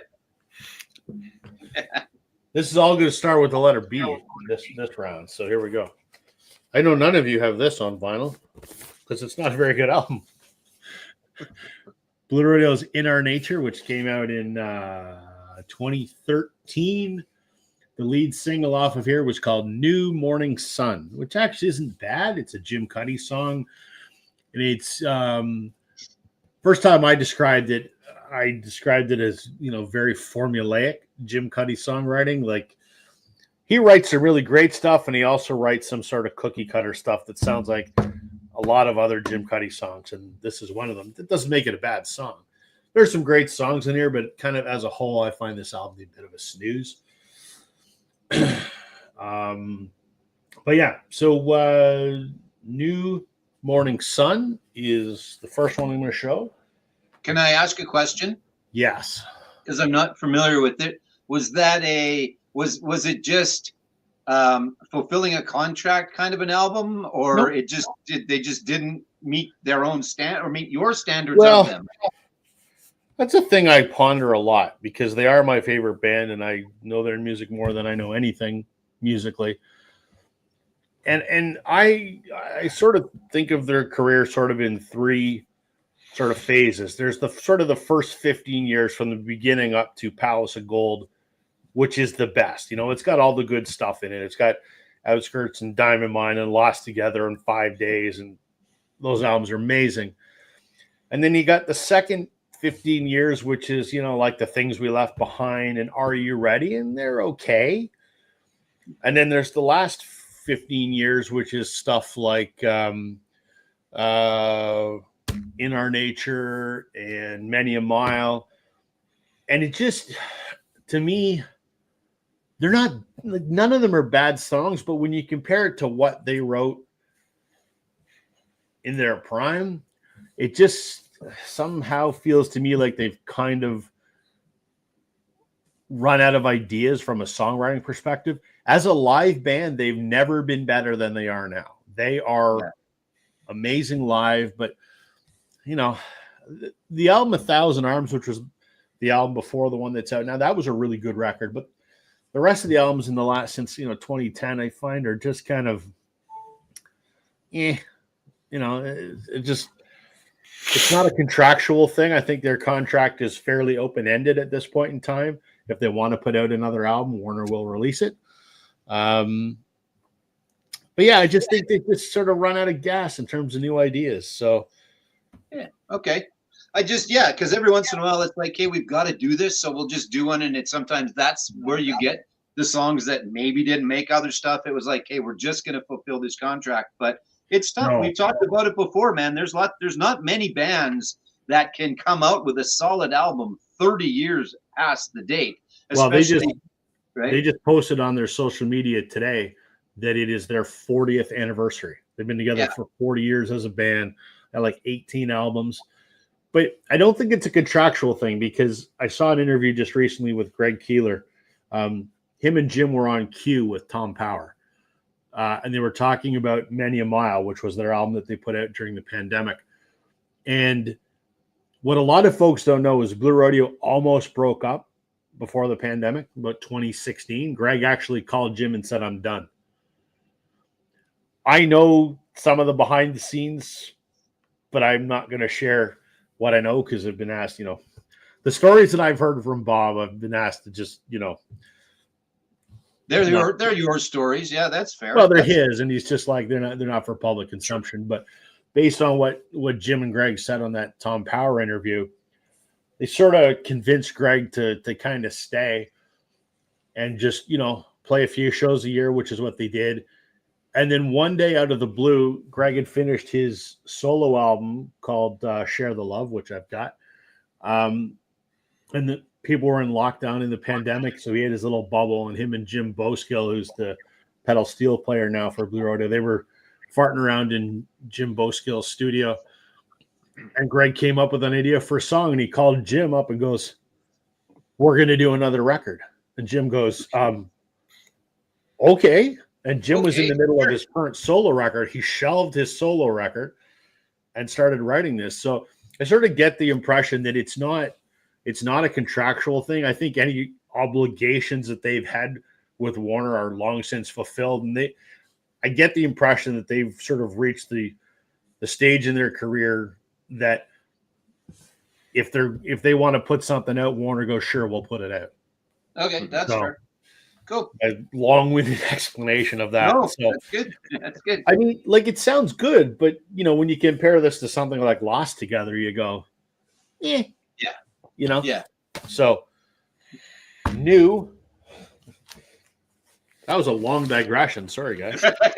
You get me talking about that band. I could stream about that band for 2 hours. Off of Bon Jovi's Crush, which was the great album from 2000, I think, that had In My Life. There's an album on here called The Next 100 Years. I love that song. So, Years. And then with Day, let's go with this. Love Revolver, one of my favorite Beatles albums. And this song on here, Good Day Sunshine. Very nice. Yeah, exactly. Oh, yeah. One of my favorite Beatles tunes. So there you go. New Year's Day. That's another one. Yeah, you hear it and you start singing it for sure. So definitely one of those. Yeah. What's Darren saying here? We already talked about that comment. Darren, new comments, man. You were apologizing. Now you got to start writing more comments, man. More. Daryl, what you got cooking? All right. So I got to preface this. I'm going to preface this with one of these may not be cool to own. We'll put it that way. We'll see. I own Bryan Adams' entire discography, so no need to apologize. So I'm going to show two. This is a twofer. Bands that have either New Year's or Day in their name. So I'm going to preface the first one by saying I remember these guys when I was in grade school. I think about grade 5. All the girls. Oh, you're going to show New Kids on the Block. It was not cool to own. Good night, everybody. We're done. It's a single, Rob. It's a single. It's not the CoverGirl album. It's all good. It's all good. But I do have a single of their first single. I have a 12-inch single of it. New Kids on the Block with Be My Girl. There you go. Their first ever single, which was not a good single. Jesus Christ. It was one of those throw-ins. But I mean, I gotta show some New Kids on the Block. I'll redeem myself in a second here. But I will say that for whatever reason, all the girls and their mothers, when I was in school, they all wanted to go and see these guys. And New Kids on the Block performed a big concert in Winnipeg. And all the girls and their mothers drove from my hometown of Red Lake to Winnipeg just to see these guys perform so their kids could miss school because they didn't want to go to school to watch New Kids on the Block. So that went with that. But my redemption, this is the newest addition to my collection. My wife got this for me for Christmas this year. I previously owned this on CD. It is the first album that I ever used a gift certificate to purchase at a store. So when I was in grade 10, I won the shop award in my high school. And the way that they did awards in my high school was you could either get a gift certificate or you could get money. And I chose the go buy a CD gift certificate. And I bought Green Day's Dookie. Yay! And is that an original? No, this is the 2008 EU copy. But it does have the secret song on it and all that. That's so what you got to look for. What you got to look for is the original pressings, the photo on the back. Someone has a puppet on their hand of Ernie from Sesame Street. And it's airbrushed out in that. But if you find one where you see Ernie the puppet on the back, it's worth money because whoever owns Sesame Street filed some litigation against Green Day and had that removed from the back of the album cover. That's hilarious. I mean, this is an amazing album. I mean, just the fact that I can tell a story that I bought this. I bought this on CD using a gift certificate in 1994. Awesome. But I mean, the entire side one, Burnout, Having a Blast, Chump, Longview, Welcome to Paradise, Pulling Teeth, and Basket Case. I mean, that's just crazy. And then you turn it to side 2, She, Sassafras Roots, When I Come Around, Coming Clean, Eminus Sleepus, In the End, FOD, and then the secret song there, All by Myself, is absolutely fantastic. See, there's Ernie on the back. Yeah. Nice. So if you find a vinyl version of that, just buy it and then just give it to me. It was good too. In concert, Daryl, we kind of talked a little bit about this back and forth in the email. So the last song on Dookie plays, or the last written down song on Dookie plays, and then the whole stadium kind of went dark, and then the lights came back up, and it was just Trey walking around in his house coat singing All by Myself, and it was perfect. It was just, and it even waited, because you have to wait for, I don't know, it's like 20-30 seconds till that song actually kicks in on the album, right? It's not like it all of a sudden plays. It you have to know it's there, kind of. But so they even gave it a little bit of time. Then he came out and did it, and then so it was fun. It was awesome. Yeah, Aaron makes a good point here. Boxing Day lineups at Sam the Record Man. Yeah, there's two parts of that statement that Richard is not going to understand: Sam the Record Man and Boxing Day. You have Boxing Day in Sam the Record Man is. Well, that's good. You don't have Boxing Day in the States, like we had Boxing Day, but keep in mind I grew up in a British household, so okay. Well, my mom was all about Boxing Day. It's a big deal for us Canadians. And Sam the Record Man, oh man! Anytime you could go to yes, there were chain locations, but anytime you could go to the Sam the Record Man on Queen Street, was it Queen or was it Young? Fuck, whatever. Young, I think, wasn't it Young? Yeah, Young. Where Young and Dundas Square is now. Yeah, man, that was. If there was a Mount Rushmore of Canadian stores, it would be one of them for sure, definitely, because it just was. And that home location there in Toronto, that would have been Mecca-ish for Canadian kids to go to that Sam the Record Man in Toronto. So had the big neon sign outside, and we're just the sign three floors. Was it 3 floors or 3 4? floors? Yeah. The sign's still there. They saved it. It's now part of the whatever you want to call the facade of Yonge and Dundas Square. It's pretty impressive. Yeah, it's awesome. Yep.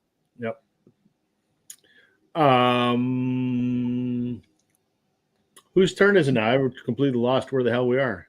Daryl just showed, so it's Joe's turn. I think it's Joe's. No, did you finish though, Daryl? Did you just have? Yeah, Green no, Day I'm done. I'm just glad that I redeemed myself with that Green Day thing. But I mean, I had to show New Kids just as for shits and giggles. That's like elementary school slow dance crap. I remember that to this day. Yeah. Yep. Yeah.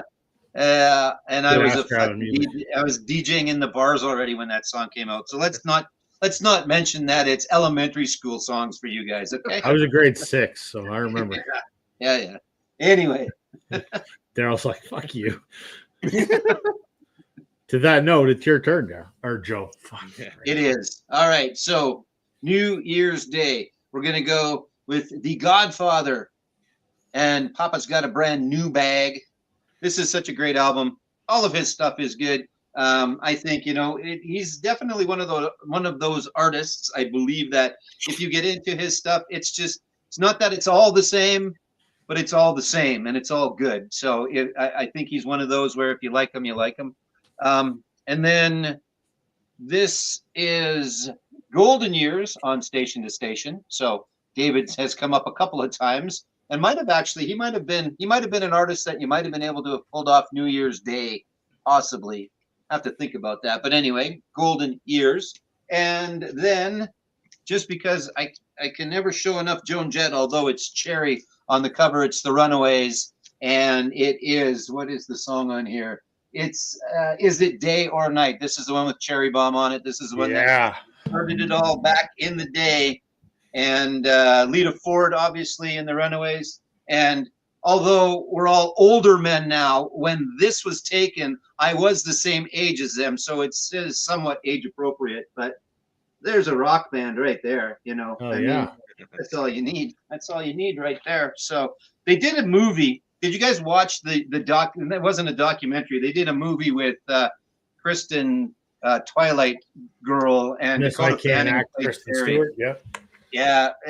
I didn't enjoy it that much. I was really looking forward to it because I like Michael, the guy that played their sleazy and piece of shit manager as well. But they just didn't do a very good job of it. And not that Kristen, what's her face? I can't remember her name. Stewart. Didn't do a good job. Kristen Stewart, right? Didn't do a good job of Joan. She did.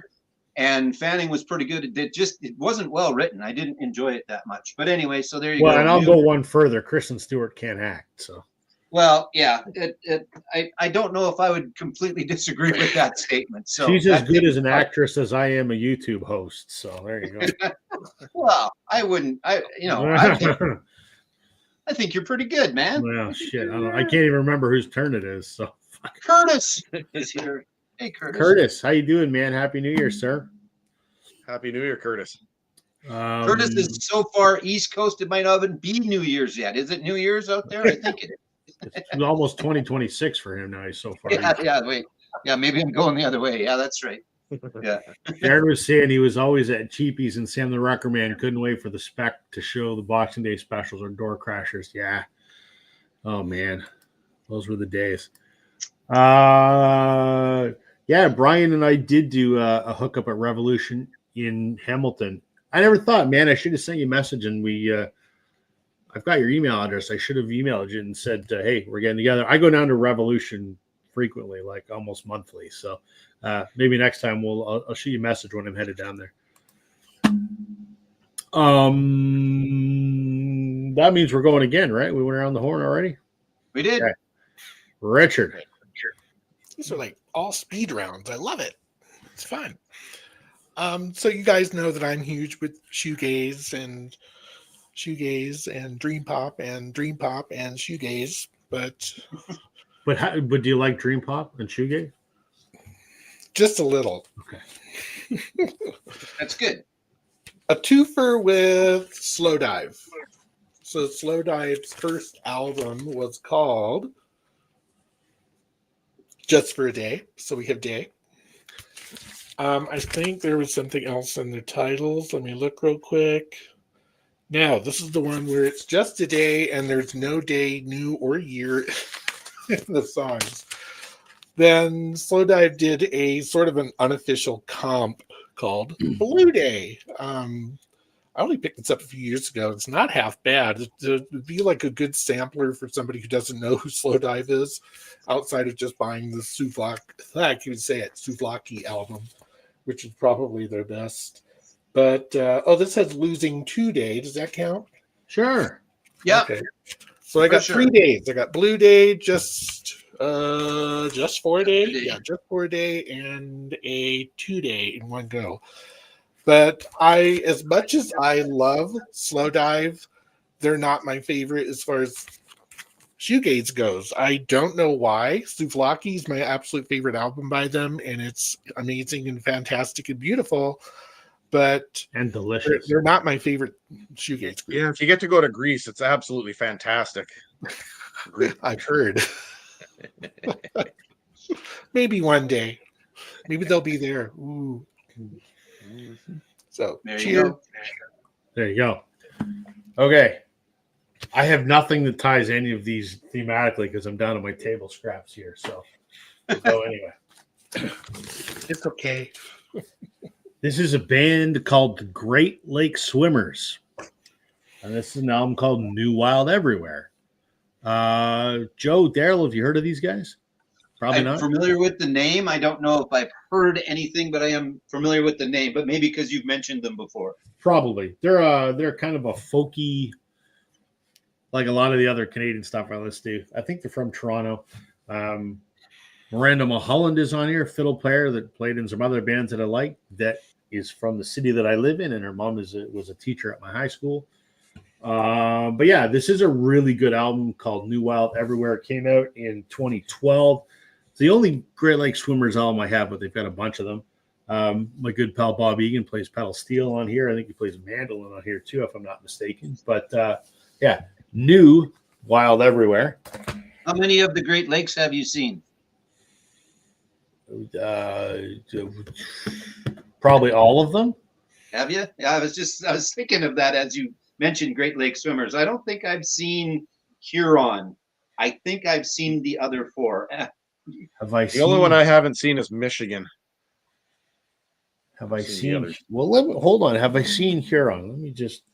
I'm just trying to think if I've seen Lake Huron. Have you been up to Grand Bend area there, Rob? Yes. Yeah, you would have seen Huron there. Yeah, no, I've seen it because I've been up to Sauble before, so that's Lake Huron.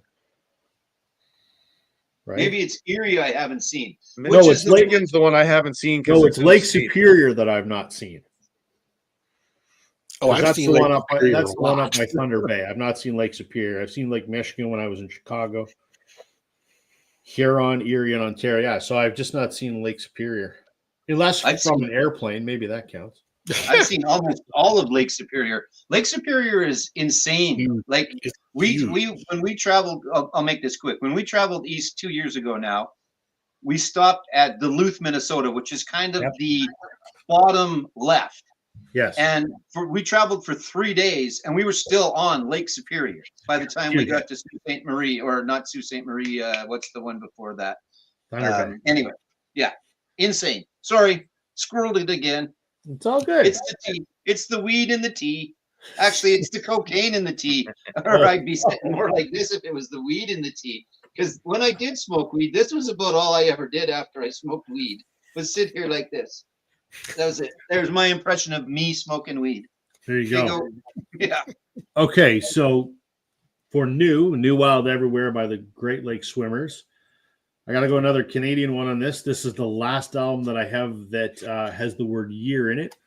This is the Skydiggers, The Truth About Us. And this is The Truth About Us, a 20-year retrospective. This is essentially the greatest hits of the Skydiggers up to 2009. Skydiggers are kind of like, they're very similar to Blue Rodeo, but not nearly as popular. They're from Toronto. This was their greatest hits. A lot of the Masters, I think, for the first 2 or 3 albums have long since been destroyed. So any of the hits that were from those albums, I had to re-record on here. This is a band I love a lot. And it's funny because their drummer, Noel, was a buddy of mine from high school. And then after he graduated high school, he became their drummer. So I've known Noel for 30 years probably. So, I love the Skydiggers. If you want to start somewhere with the Skydiggers, this is where you start. You can only get it on CD, though. But got some great stuff on here. And then for Day, we'll go with I don't know if you guys are familiar with this band or not. There's a band from England called the Beatles. Who? I've been meaning to check Beatles with an A. See, like that? Beatles. And they did this album called Sgt. Pepper's Lonely Hearts Club Band. And there's a song in here called A Day in the Life, which I think is one of the greatest songs ever written. So I figured you were going to show that. I had the blue one out just in case. Which this one's also on an Apple label. Yeah, I got to get those. So there you go. New Year's Day. Where are we here? Curtis is saying a lot of people in his neck of the woods do a polar bear swim on New Year's Day. So Great Lake Swimmers fits the bill. Yeah. Notice he didn't say that he did a polar bear swim. I don't think, right? No, Curtis? I don't know. I mean, that would be. I couldn't do it. Folks around here do it too, but no, I don't like being wet and I don't like being cold. So that's not going to happen. Nope. Apparently, Darren was impressed with my my Skydiggers pick. So I've shown before that I have a shit ton of Blue Rodeo memorabilia around here. I also have a shit ton of Skydiggers memorabilia around here. I've got more Skydiggers autographs and signed shit than you could shake a stick at. So, there's John. We haven't even mentioned Billy Joel yet. Yeah. And John still shows up. He loves it when you do impersonations of yourself, Joe. I'll see if I can come up with anything else before we leave tonight. Yeah, I don't know. We'll see. Yes, they are very much a Toronto band. If you're outside of Southern Ontario, you've probably not heard of the Skydiggers. So, and Curtis says, no way in hell would he do a polar bear plunge. I saw that. Yeah. Smart, very smart. Okay, Daryl. Next question, Daryl. All right, so this next question is: show 3 Canadian bands that have New Year's or Day in a song title. So I'm going to start with new. We're going to go with Honeymoon Suite and New Girl Now. Yes, which is a great album. Brian just did a video there, Embryonic Robot, of show albums that have a one side that's really good. Side one on this is fantastic. I agree with you. New Girl Now, Burning in Love, Wave Baby, Stay in the Night, Now That You Got Me. I mean, that's a pretty killer. Side A. That's on the WEA label, which you don't see too often. So there. So Honeymoon Suite with the New Girl Now. Then I'm going to go with a little bit of Bruce Cockburn and Mummy Dust and Coldest Night of the Year, which I believe is the only song that he had. He's a one-hit wonder in the US, and that's on the True North. I don't usually show labels, but the Canadian labels to me are really cool with True North and all that. But I believe that is the only song that charted in the top 40 in the US billboards for Bruce Cockburn. So got to go with a little Bruce Cockburn. And it wouldn't be a night on Northern Revolutions for me not to show my favorite Canadian band. And so I'm going to go with Glass Tiger and their song Someday. So Someday is a great song. And to me, this is almost a greatest hits album. It's fantastic. This is the Thin Red Line album. And if you haven't heard this one, I would definitely check it out. I mean, I'm one of the few people, I think, in the VC championing Glass Tiger, but they're fantastic. So I gotta go with them. So Glass Tiger, Someday, Bruce Cockburn's Coldest Night of the Year, and New Girl Now, Honeymoon Suite.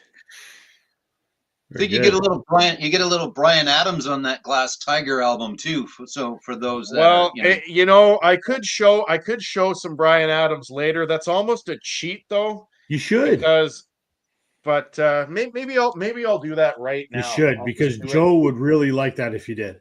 I'm going to I go would. with Bryan Adams. I'm going to go with Summer of '69, which there are two differing theories about this. What's his name? Jim Valance states that it's about the year. Bryan Adams states it's about the position. Either or, I mean, there we go. Summer of '69. I'm definitively going to settle it. Brian has said it's about the position. And the last line of the last chorus goes, "Me and my baby in a '69." So there you go. Unless he's talking about a car, Yeah, but he maybe said it's it's about the position. So Fair enough. For There you go. cheating though, I went with all three words and an actual numbered year for Canadian artists. There we go. that works. That Man, works. I dig Honeymoon Suite is awesome, and they're not talked about in the pantheon of great Canadian acts. They were just good pop rock and roll music, and they put out not a lot of albums, but I think I'm somewhat preaching to the choir here about Honeymoon Suite, but you don't necessarily hear about them a whole bunch, and they were always one of my favorites. Yep. Darren's pointing out Bryan Adams, like him or not, good songwriter. Yep. And wrote a ton of stuff for other people. You guys know I don't disagree with any of these things that you say. The only problem I have is the overplay of when I am forced to listen to the radio. He even wrote War Machine for your beloved Kiss. He did, exactly. He does a really shitty version of it. Oh, But he wrote horrible. it's To the point that I didn't even buy the 45 when he put it out earlier last year. And he's one of the few artists that's got to do a duet with a Spice Girl. That's right. True. And Tina. So that I'll give him credit for doing something with Tina. He also re-recorded that song for his anthology with Pamela Anderson. What? And it's fucking horrible. What did I see? On the Bryan Adams anthology, he re-recorded When I'm Gone with Pamela Anderson. No. Oh, it's bad. But he did take a wonderful picture of Pamela. Did you see that? Like, he is actually a pretty good He's a very good photographer, yes. Yeah, there's a picture of her kind of wrapped in a Canadian flag, black and white. I just saw it for the first, because I think he's got a book of his photography either out or coming, and it's in there. So I've seen a lot better pictures of her. Generally fold out 3 times. It fold a little bit, but it is it's a very nice picture. Type in Pamela Anderson, Bryan Adams, and then skip past the song and look for the picture. Or if you're going to Google Pamela Anderson, there's other things you can find. Yeah, you can Google whatever you like. Exactly. All right, so not planned. I'm just kind of going the way they are in order, other than I pulled the Audible on the Steely Dan. Not the Steely Dan, on the Blue Rodeo. Guess what? Steely Dan's coming up. Anyway, 2 of the 3 bands in my next New Year's Eve are going to be Canadians. The first is going to be this little band out of Winnipeg, the Guess Who, and New Mother Nature. So new from these guys. Burton Cummings still playing shows. Randy Bachman and Bachman Turner Overdrive in whatever combination. Him and Tal and some other guys. I don't know if it's any of the other original BTO guys are out on tour this year. Back to the Drive or something like that. I can't remember what they're calling the tour, but yeah. So New Mother Nature off of that, and then the non-Canadian in this group is Steely Dan and Reelin' in the Years. We had Steely Dan conversations a couple of weeks ago when we talked about yacht rock and their dislike of the fact that they are lumped into that. And I like this. I love this album, actually. I think this is probably my favorite Steely Dan album. Aja's great, but I really like this one. And then for the day in this triple, I'm going to show a triple. And the only reason why is because there are 3 different versions of the album cover from Doug and the Slugs with Day by Day. So I think there might be one more. I just happen to only have 3 of them, but there's the 3 different color variants of Doug and the Slugs, and the song is Day by Day. So there you go. New with New Mother Nature, Reelin' in the Years, and Day by Day. Just because, I'm not going to have enough albums to put away. I got to put 3 more extras away, but they all go in the same spot, so it's okay. Since you mentioned Day by Day and you showed Blue Rodeo's Outskirts, I mean, you could argue Rose-Colored Glasses, because everyone thinks that song is called Day by Day. Yeah, that's right. Yeah, exactly. That's right. Yep. Whereabouts are we here? I'm just gonna get caught up on a few comments here. I think they did start reissuing some of them. They I'm have. not positive of that, but I've sure seen maybe not reissues of brand Wheatfield new, Soul and oh shit, what's the other one?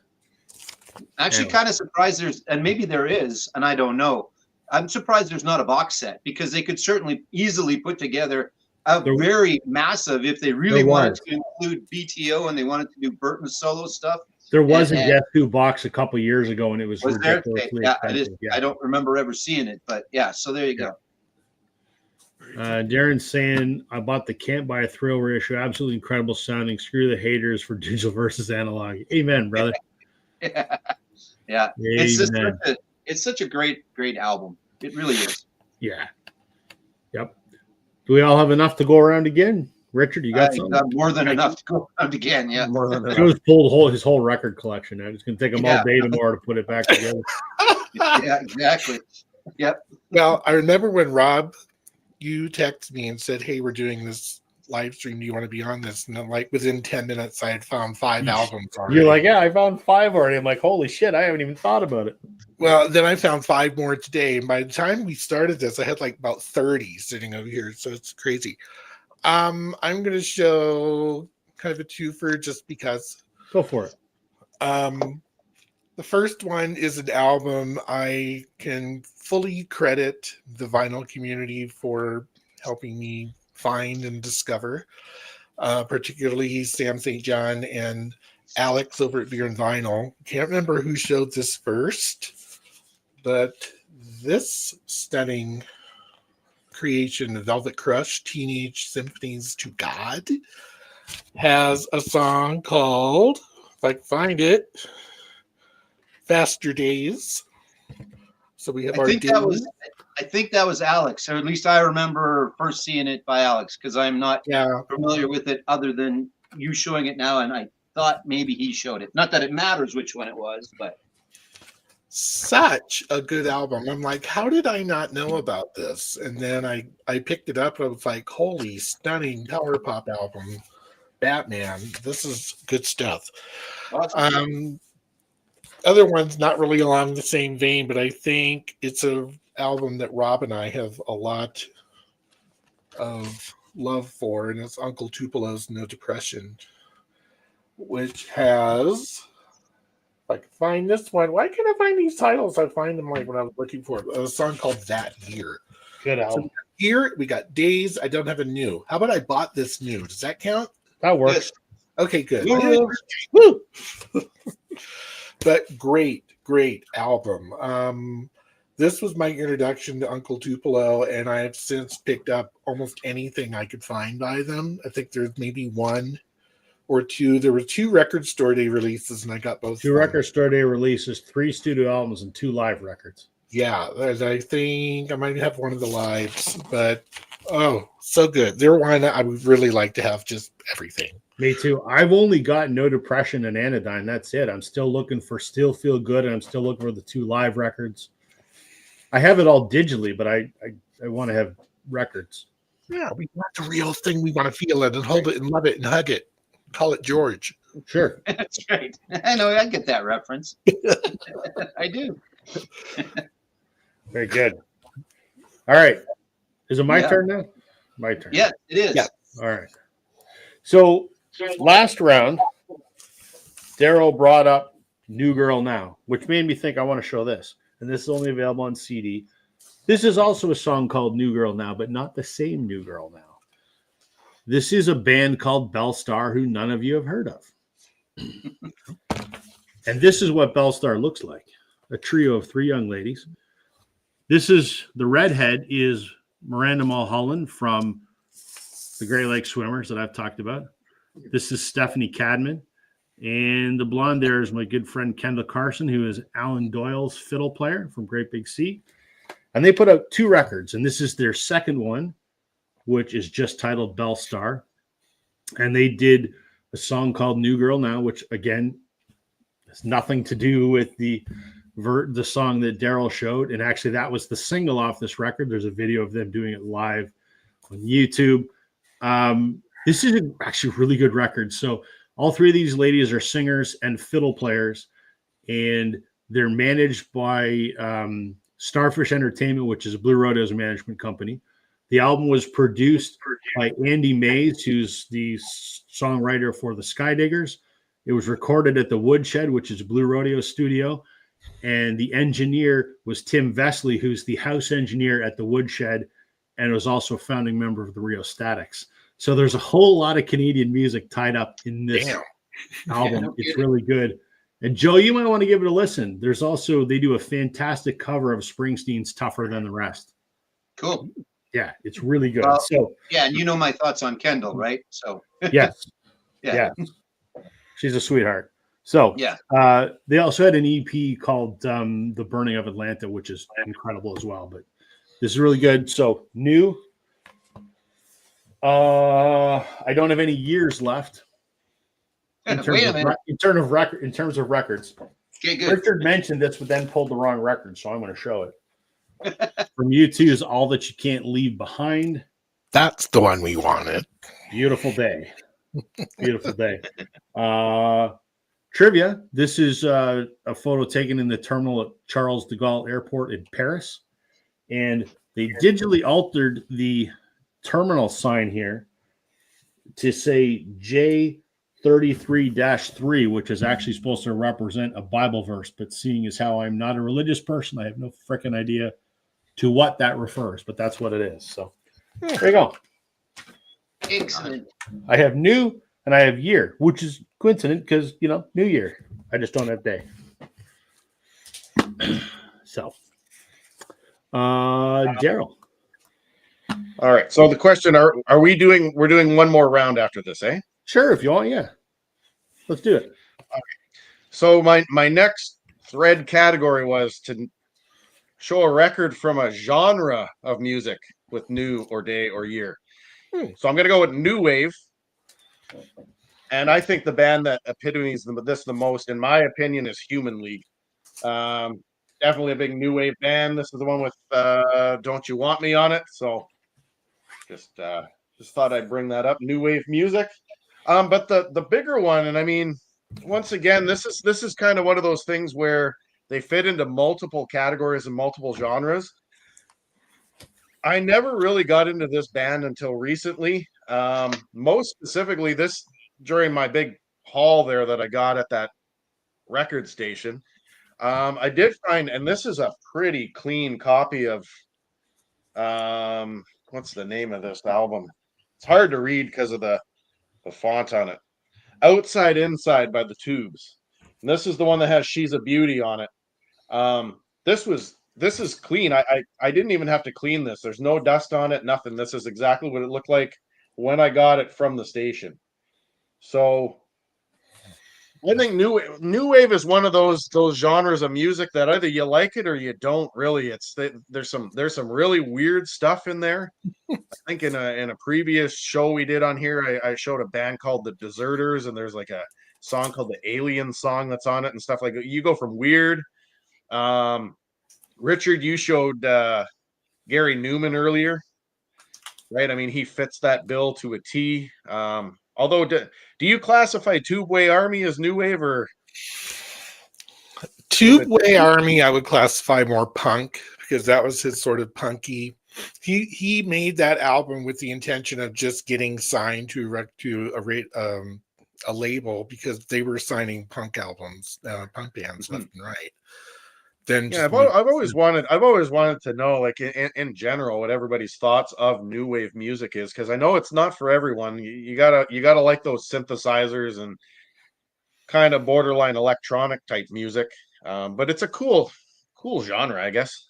Fits the bill for this show. I saw the Tubes on that tour. So that was a crazy show. Yeah, they played here. I didn't go because I was out of town, but they played here at our little, how there's always in the summertime kind of concerts or whatever, like the smaller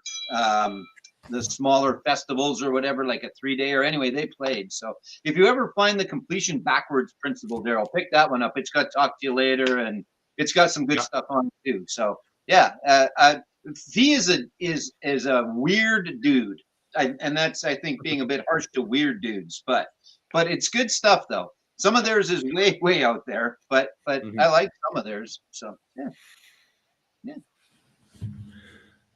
A few comments I should get caught up on here. Billy Joel, new state of mind, 2,000 years. I love these days. There we go, John. There we go. You filled our Billy Joel quotient, so that's awesome. Yeah, that's right. And Daryl shouting at me, Rob, oh my God, what, Darren? No. I don't know.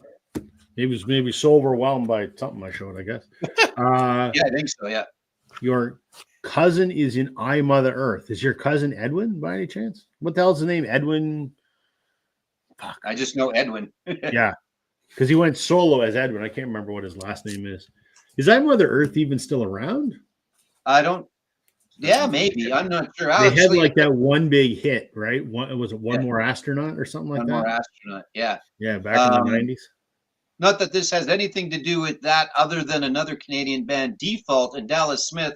Dallas Smith was in Winnipeg playing New Year's Eve, and Tuke was there a couple days before, so we went up and did a couple songs with them as well. So that might have been okay. Anyway, squirrel again, but Christian and Jag are my cousins. Oh, that's cool. Right on.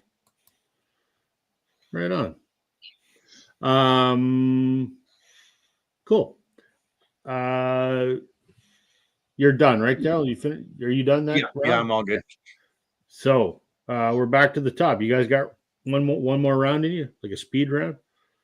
Yep. All right. So that means Richard, you're up. What have I got? How about Wired, Pink Flag? The song is Field Day for the Sundays. But what's more impressive about this album is the fact that it's one album and it has like about 30 songs on it. Because their songs were like a minute and a half, 1 minute 20 tops, maybe. But this is classic. I'm gonna say I was really late. This is one of my old videos where it was albums I was late to the game on. This was mine. Everyone was, oh, you have to get Pink Flag. Holy, it's so good. Okay, lo and behold, my God, they were right. This is a fantastic, crazy album, and it's just nonstop manic from needle drop, and you're off to the races. So, super album. What is this, like 1979? If not earlier than that, it might be 77 for all I know. I can't remember.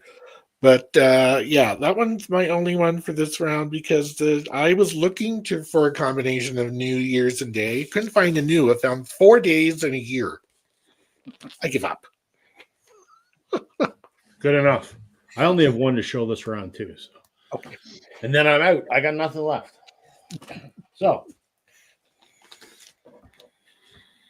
we'll go to the Beatles one more time. I'm going to show the version that is on Anthology 3 because it was the first time it was released commercially, and it was a big deal when it came out the first time, and that's the song The New Mary Jane. Right? What's that called? Yeah, The New Mary Jane. What's The New Mary Jane? Pardon me. So that was something that was recorded. It was a John song that was recorded for the White Album, was never released, and it was one of those that had been repeatedly bootlegged and, had long rumored to be in the vault, and will the Beatles ever do anything with it?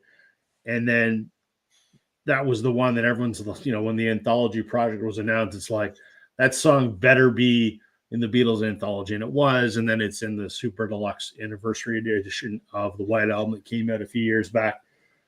But it was kind of like the most famous of the vault tracks that had yet to be released. So finally came out in 95 on Anthology 3. So what's The New Mary Jane? It's a shame had a pain at the party. Nice. Daryl. All right, so I have 4 that I can show here. 3 of them it's going to be in order of New Year's and Day. So the first one, if I was doing my thread, this would be to show an original score or a soundtrack that has a track with that in it. I'm going to go with the original score of New York, New York, because I don't have Frank Sinatra's version of New York, New York. I've only got the Liza Minnelli. I think it's Liza Minnelli on this one. But yeah, no, I do have this. I got a collection of like old scores and soundtracks from a guy just south of North Bay one time. Dirt cheap, so I brought them home. I'm okay with that kind of music. So yeah, New York, New York. And then we're going to go to a little bit of Scottish music here. Not too familiar with anything by this guy other than the song that is the title track, and that is Al Stewart's Year of the Cat, which was a hit here, I guess, in North America. So I wouldn't say that I'm the rest of the album is neither here nor there, but that song's okay. It's pretty cool. All right. And then I do have an album. It's more of this is a greatest hits album. I think it's their first greatest hits album, but there's 2 songs on it that have either year or day on it, and that is Chicago's greatest hits album. So we got Saturday in the Park, and then what's the other one? Feeling Strong Every Day on there. So there's that. And last but not least, show a K-Tel or compilation album. I'm going to go with my Canadian Gold one. And there's a song on here by a guy named Joey Gregorash, and it's called, what's the name of the song? It's called Together, the New Wedding Song. So I'm assuming that in the 80s, there was a need for wedding DJs to play that song, because I remember it being on the radio briefly. It's not a popular song, but yeah. Those are my last 4. Fair. A few things here. Darren is saying that he's got those 3 anthologies, paid a crazy price for them, but they're worth it. Yeah, they are great. Anthology never gets any love. No one ever talks about it. No one ever shows it. But man, that was a pretty landmark project when the Beatles put that out. Yeah, very funny, Curtis. Here's one for me. New Orleans is sinking, 38 years old, day for night. Because we all know I'm such a big Tragically Hip fan. We already did mention, though, someone, Joe, was it you that showed New Orleans is sinking? Yeah, I used 38 years for my years, and then pointed out that it was 2 of the 3. Right, yeah. Exactly. Yeah. I try to block it out because it's Tragically Hip, so what can I say? Yeah. Darren says there's a cool Frank Sinatra live at MSG that he'd love to get. Did anyone mention the band Days of the New? We did not, but we should have, because that's 2 of the 3 words. That's 2 of the 3. Yeah, exactly. Don't know anything by them, though. Okay, so that means it's Joe's turn, right? It is. Yep. Bring us home, Joe.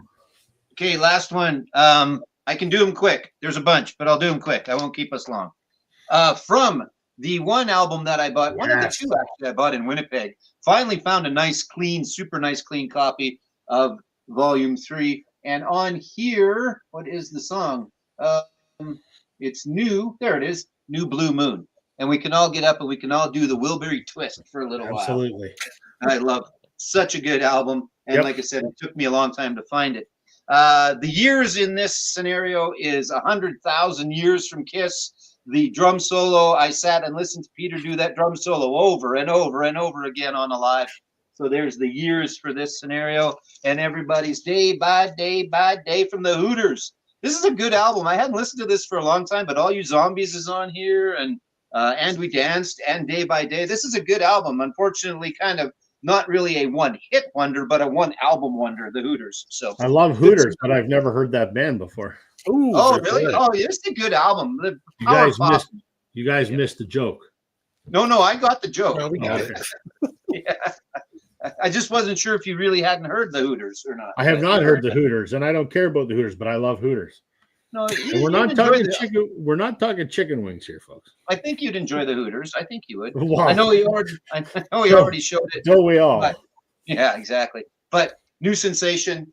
When I first came up with the idea, I was listening to the album and New Sensation was on, Wasted Years from the Maiden Boys is the Years in this scenario. I'll do this quick. I don't have a whole bunch more. And then Beach Boys, and I listened to this. I don't know if you guys have ever heard this album before or not. It's called Pet Sounds. Oh, By these it rings a bell. band out of California. And then what is it?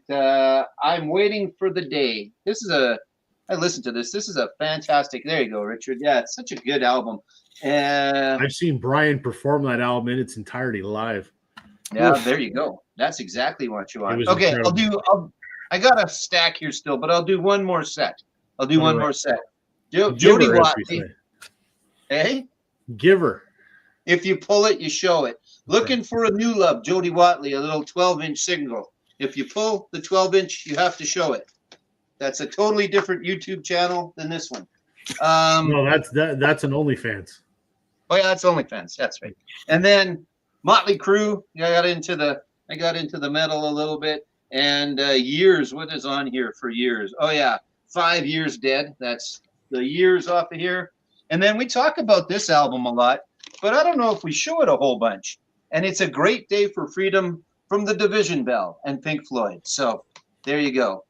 This is like the heaviest. This is like the heaviest album. It's got a thick book. There are 200-gram albums. There's inner sleeves and outer sleeves and all kinds of sleeves on there. But the Division Bell, there you go. And I've got some other stuff, but I'm not going to show it. So there you go. New Year's Day, and I'm glad that it is a happy New Year's Day to everybody. Indeed, indeed.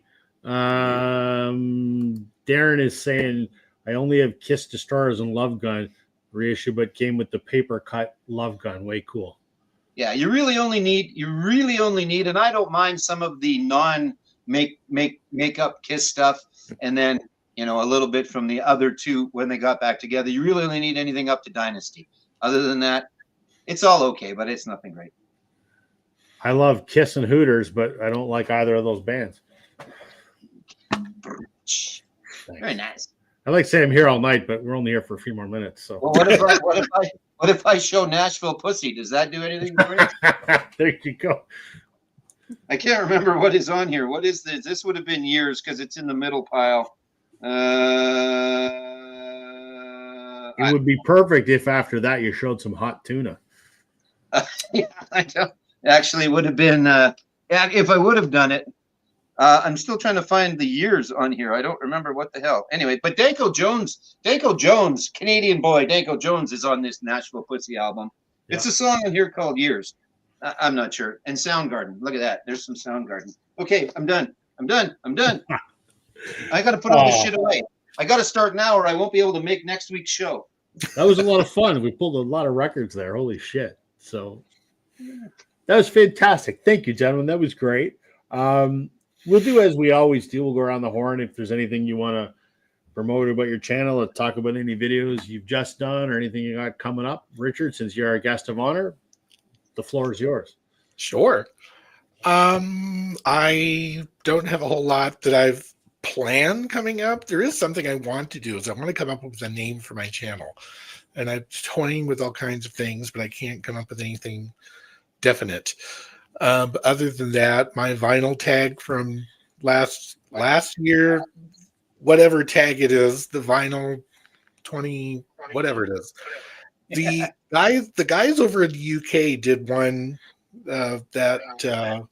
ranking the obscure group did their own 25 vinyl tag, and I actually rather like the question, so I think I might do a 2025 vinyl tag. Is it that Redux one? That's the one you're talking about? Yeah, the Redux one. I'm like, this looks really fun. There's a Redux one, and then Tokyo Vinyl Style. I saw he did the fluffy vinyl tag where someone else came out with.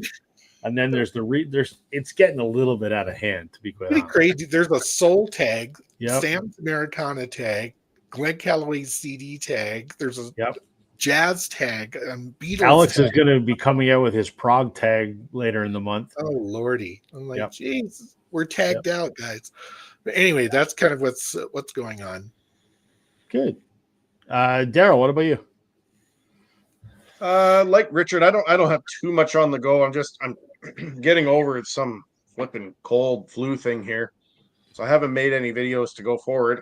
On the 5th of January, though, is my 1-year YouTube anniversary, in which I did my first video, which was the Vinyl Tag 24. So that's good. So I don't know. I'm toying with the idea of maybe doing a contest or something like that. I'm not sure. I don't have the financial means up here to be shipping out stuff. It's not the cheapest thing in the world, but you never know. I might just do a friendly 1-year anniversary. But before I do that, I got to go back out of town on Friday's train because my daughter's heading back to school. So other than that, I might try to do some of these threads and stuff before school starts on Monday and go from there and see how year 2 goes in the VC. Onward and upward. Joe, what's shaking at on a vinyl? Not a whole bunch. Like I said, we're going to probably do our Saturday opening in a couple of weeks, and I've got 50 or 60 new ones to go out. And yeah, not a whole bunch actually. Just kind of it was steady over December, which was kind of nice. And we'll see. I think that will probably continue. We got in a bunch of new people, so hopefully new people one time means new people are continuing people down the line and things like that. Other than that, I've got, I'll keep doing my 12 things that don't belong in the store anymore. I've got that. I do whack-a-mole every once in a while just to kind of, incorporate a few other things and do a little bit of that. And I was thinking of doing a tag, every song with the word tag in it. And I'm just trying to be a smart man. But other than that, I do not have much else going on other than looking forward to the Wednesdays. And yeah.